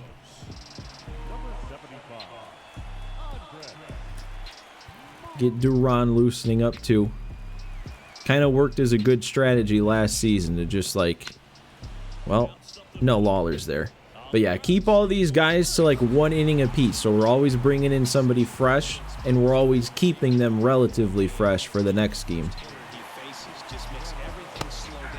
Because we've got so many good arms out there that it's not like we have to rely on just like 1 or 2 of them over and over. All tied up here in the late stages of game 1. Foul ball left side, he'll see another.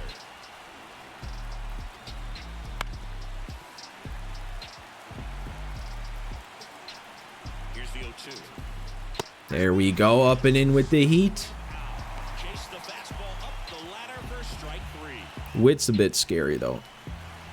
Hit on the Witt is a little bit scary to face. foul ball. trying to keep good speed off the bases. And that's outside. I wish he'd chase something like that. Ooh, or we can steal a strike like that. I'm going to go in. I'm going to challenge him with a fastball in. That was not supposed to be over the plate. We're lucky. They tried to get him to chase on a See, and the thing about Witt, too, is he's so fast, you don't really want to put him on for free with a walk, but you don't want to give him something to hit, so it's like, what do you do? on deck for the Royals. I guess you do that. You jam him, get him grounding out to second. Royals set down in order. So they go here on the All right, let's... You know what? I don't know. I was going to say let's score this inning, but we kind of have a tradition, I feel like, to walk off game 1 of the postseason. So I guess it's not the end of the world if we can't muster anything here. Although Vlad won't be the one in line to walk it off. Vlad's got a bat next. and that is strike 2. And the righty deals. Can I hit one of these pitches, dude? And 1 away. What is happening? Really good hitting the baseball the other way. So credit the pitcher for having him out in front of that pitch. Clearly he had a full And fouled off. He's kind of just spamming sliders right now everywhere. I don't know where it's going to end up. Look at this. Up and in, then low and away. Back to up and in. And it's the same pitch every time. This is weird. It's not even his primary. That one misses, and that's ball three. Well, they had a hard time scoring in this one. The pitcher up there on the mound wants to keep attacking, make sure that they don't get any confidence. Why is that slider so tough to pick up? Alright, I'll take a walk. It's fine. I mean, with a guy like Vlad, I hate missing that hanging slider, but at least it's not nothing. Jake Berger digs in now. Outfield playing very deep, not wanting anything over their heads. Strike one. We're just about to hit that century mark, 100 pitches in this game. No way, dude. Foul territory for the catcher. Makes the grab, 2 down. Do you see that swing, too? That swing was a swing that was thinking that was a slider. I finally would have been on it if it was. Or maybe the timing wouldn't have been. I don't know. Outs and a strikeout. Swing and a miss, strike one. Oh, he's got to be pretty proud of this outing so far. Sometimes guys cower coming into a ballpark like this, but he's attacked hitters. Pitching on the road like this is very impressive. This has been a treat to watch. 2 outs. Hmm. Still 0-2. I don't understand. That slider. And he deals. Missed with a changeup, and it's 1-2. They tried to get him to go, chase the pitch down and away, but he wouldn't bite. That's, we hit that on too much of a line. That's ridiculous, dude. Alright, I guess we will have to walk it off. We either lose and break the winning streak, or we win in another game 1 of the ALDS walk-off. And welcome back to the ballpark. We got 2 lefties due up in a row. I mean, man, I should have warmed up Crochet. We could have just used him now. I still, you know what? I still could. I guess he won't be like fully warmed up, but we could do the whole mound visit thing and get him to where it says he's loose. Works for me. I think this makes sense. It's what, 2, 3, 4 in the order? Left-handed hitter coming up to hit. Classic bullpen move right here, so we'll see how it works out. The line to kick the pitch. A bunt? You can't do that. Third base side. Come on. Grabs it in This is the playoffs. Swing the bat. There's a strike, 95 of that one.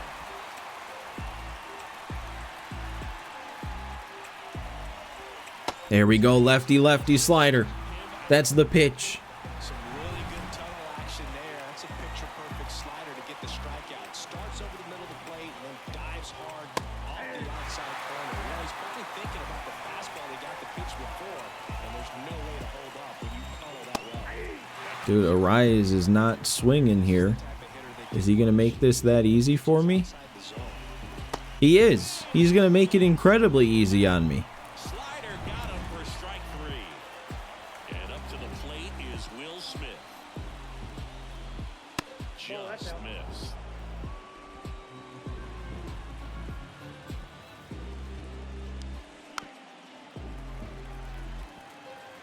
Two out, space is empty. Ooh. In 2-1. When you get to this part of the order, Come on, Will Smith. Don't be... there's I got a yellow. Man, come on. be patient. Let the pitcher walk you if he will. The wind of the pitch. That smash. Alright, Jones got a good break. We're there. Time to walk it off. Let's make this the end. Let's not go to extras. 6, 7, 8 scheduled to start the bottom. Back now as they hand the ball to John McMillan. We know about this guy. We faced this guy, I think, in every single game of last year's ALDS. So digging And I think I hit him pretty well almost every time. with 3 strikeouts. The pitch. Oh. In the air right center. Maybe it's just sliders in general. Maybe I'm not hitting sliders because they keep hanging them and I can't believe they're so hittable, so I don't hit them. Lawler steps to the plate for the White Sox. 1 for 3.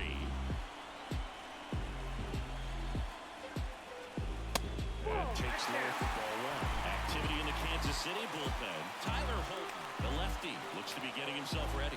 Cisneros warming up as well. And the 1-0. Oh no!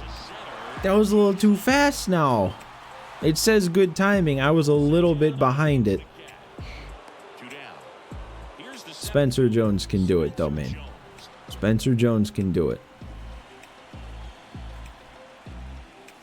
First pitch misses. Well, he's so great about hitting the ball the other way. He gets those arms extended. So right there, just trying to straighten him up a little bit so he doesn't have as much outside plate coverage.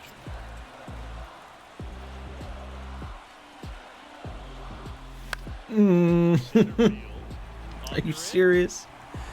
3 fly balls to center field. We're going to extras. Oh, I hope this was not a mistake to just play the postseason in this one. We've got 3 more lefties due up, and I forgot to get Henches warming up again. I'm going to give a second inning to Crochet. I think that makes the most sense right now with all these lefties. I know I was just talking about that not being the strategy and kind of keeping everyone to 1 inning, but I think this makes the most sense.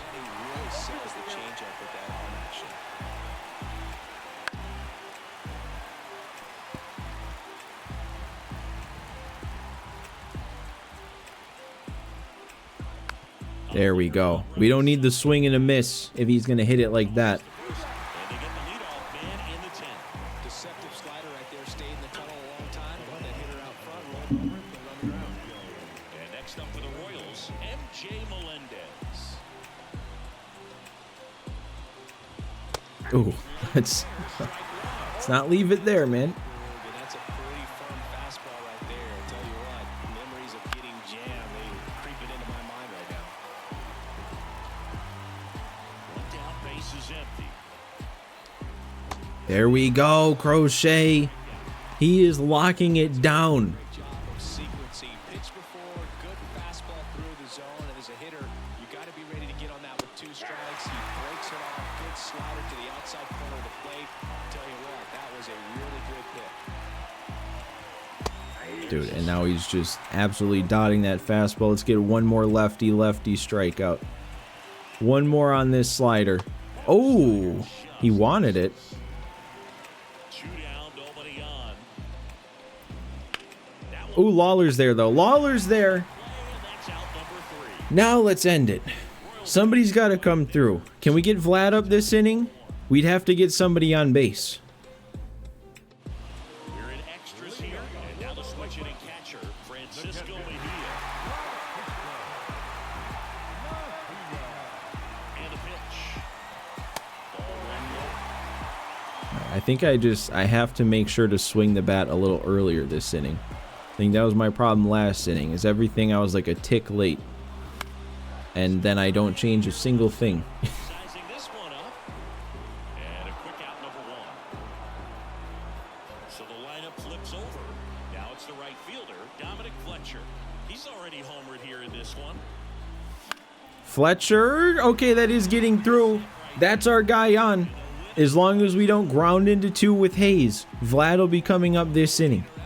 Or if Hayes just wants to end it himself, I'd be totally okay with that. It's the opposite way.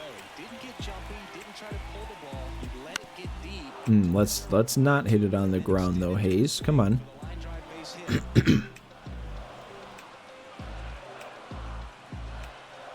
Righty delivers. That one the other way. Okay, get up to third.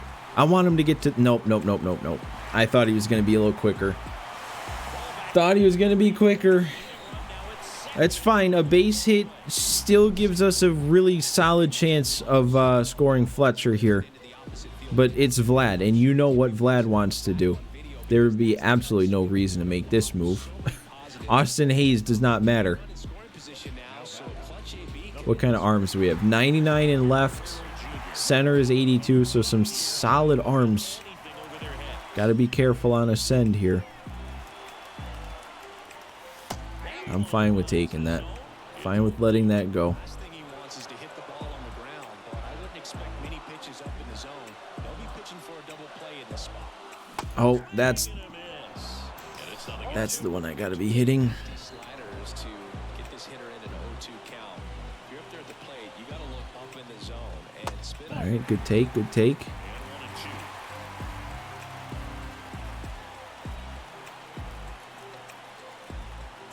Ah!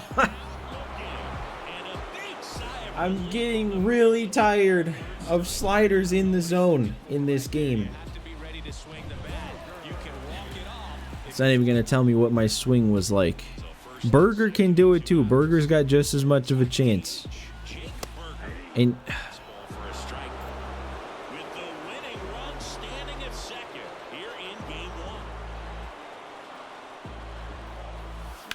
please go. Please go. Please go. Burger did it. We're continuing the tradition of a Game 1 walk-off home run, and this time it's Burger. Allegedly. Jake Burger just allegedly walked off the game.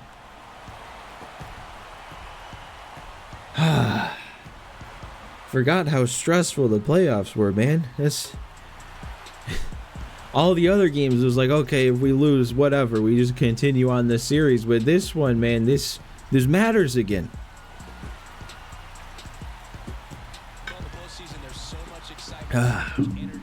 I do think, though, that would be the perfect time to end the stream. End it on a high note. End it on another Game 1 walk-off. That leaves us with 10 more wins we need to get. And we should be able to do that all in one more stream.